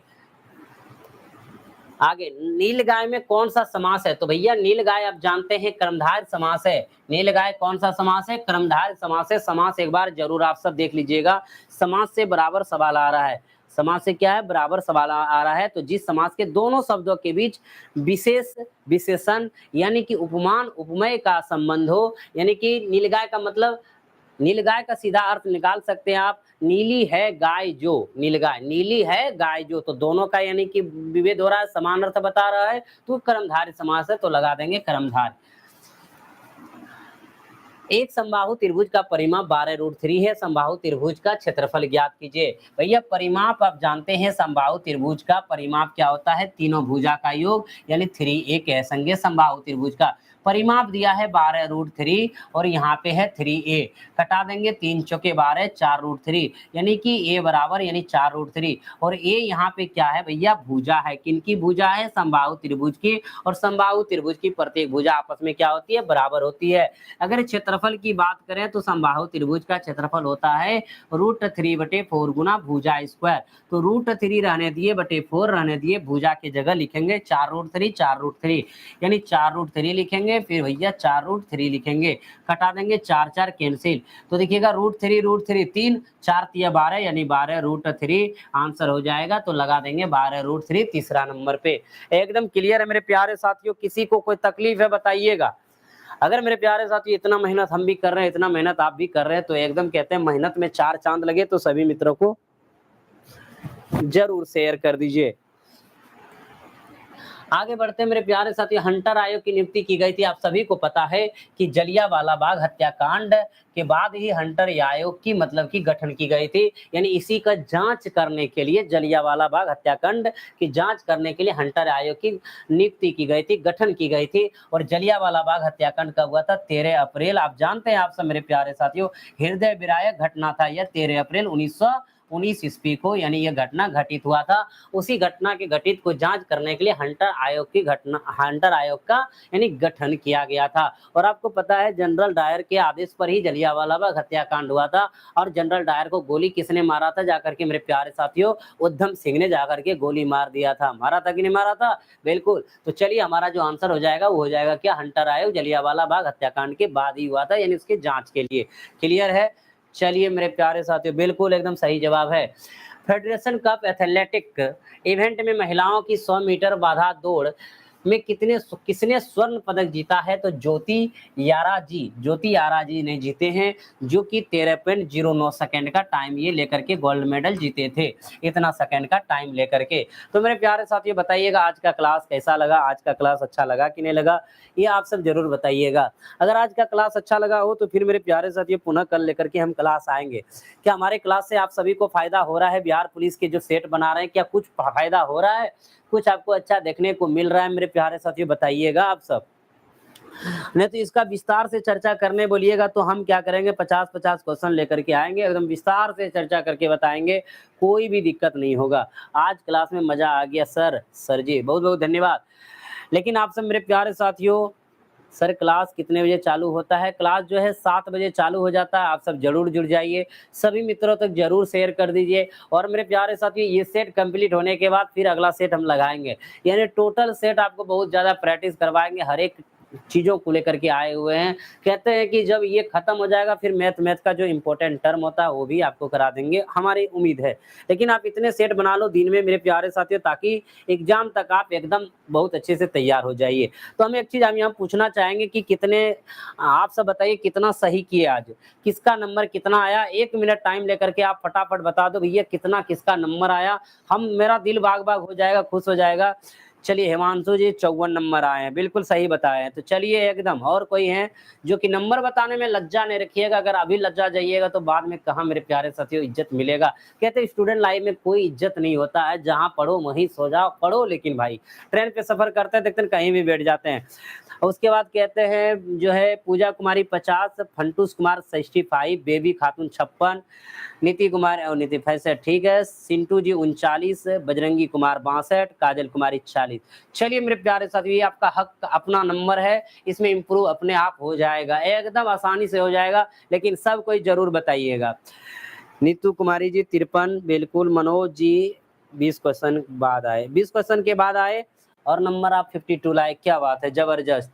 चलिए मेरे प्यारे साथियों आप सब जरूर जुड़िएगा, फिर हम मिलते हैं आप सबों के साथ अगले क्लास में। तब तक आप सभी को नमस्कार करते हैं और प्रणाम करते हैं। और मेरे प्यारे साथियों आप सभी को पता है कि भारत और पाकिस्तान का मैच जबरदस्त हो रहा था, लेकिन अभी तक हुआ कि नहीं हुआ ये सब आप सब देखते जरूर होंगे, यानी कि अभी नहीं हो रहा है मैच ना। Play call of will resume tomorrow, अभी मैच होने की संभावना खत्म। तो चलिए मेरे प्यारे साथियों जबरदस्त मैच हो रहा था, फिर हम लोग देखेंगे। चलिए हो ही गया है सर जी, बहुत अच्छा था। चलिए बिल्कुल बहुत बहुत धन्यवाद मेरे प्यारे साथी, नमस्कार करते हैं, प्रणाम करते हैं, फिर मिलते हैं आप सभी के साथ हम अगले क्लास में। हंसते रहिए, मुस्कुराते रहिए और अपने भाई को प्यार और सपोर्ट करते रहिए। कहते हैं मेरे प्यारे साथियों एक बार हमारे चैनल को और आप अपने चैनल को वायरल जरूर कर दीजिए, बहुत मेहनत करते हैं, आप देखते होंगे बहुत सारा वीडियो मेरा पड़ा होगा इस पे, लेकिन आप सब शेयर नहीं करते हैं मेरे प्यारे साथियों। यही थोड़ा सा लगता है कि इतना मेहनत करने के बाद आप शेयर नहीं करते। जितने भी सोशल मीडिया प्लेटफॉर्म प्रयोग करते हैं कम से कम स्टेटस लगा दीजिए, सभी मित्रों तक जरूर शेयर कर दीजिए। 1 महीने 2 महीने आप इसमें हेल्प करिए, आपका पढ़ाई भी चलते रहेगा मेरे प्यारे साथियों। गारंटी देते हैं कि आपका भाई आपका मित्र आपको बहुत सपोर्ट करेगा, बहुत ज्यादा सपोर्ट करेगा। थोड़ा सा इस भाई पर कष्ट करिए, ध्यान दीजिए और आगे बढ़ाइए। नमस्कार करते हैं, प्रणाम करते हैं, जय हिंद जय भारत। चलिए मेरे प्यारे साथी बहुत बहुत धन्यवाद आप सभी को।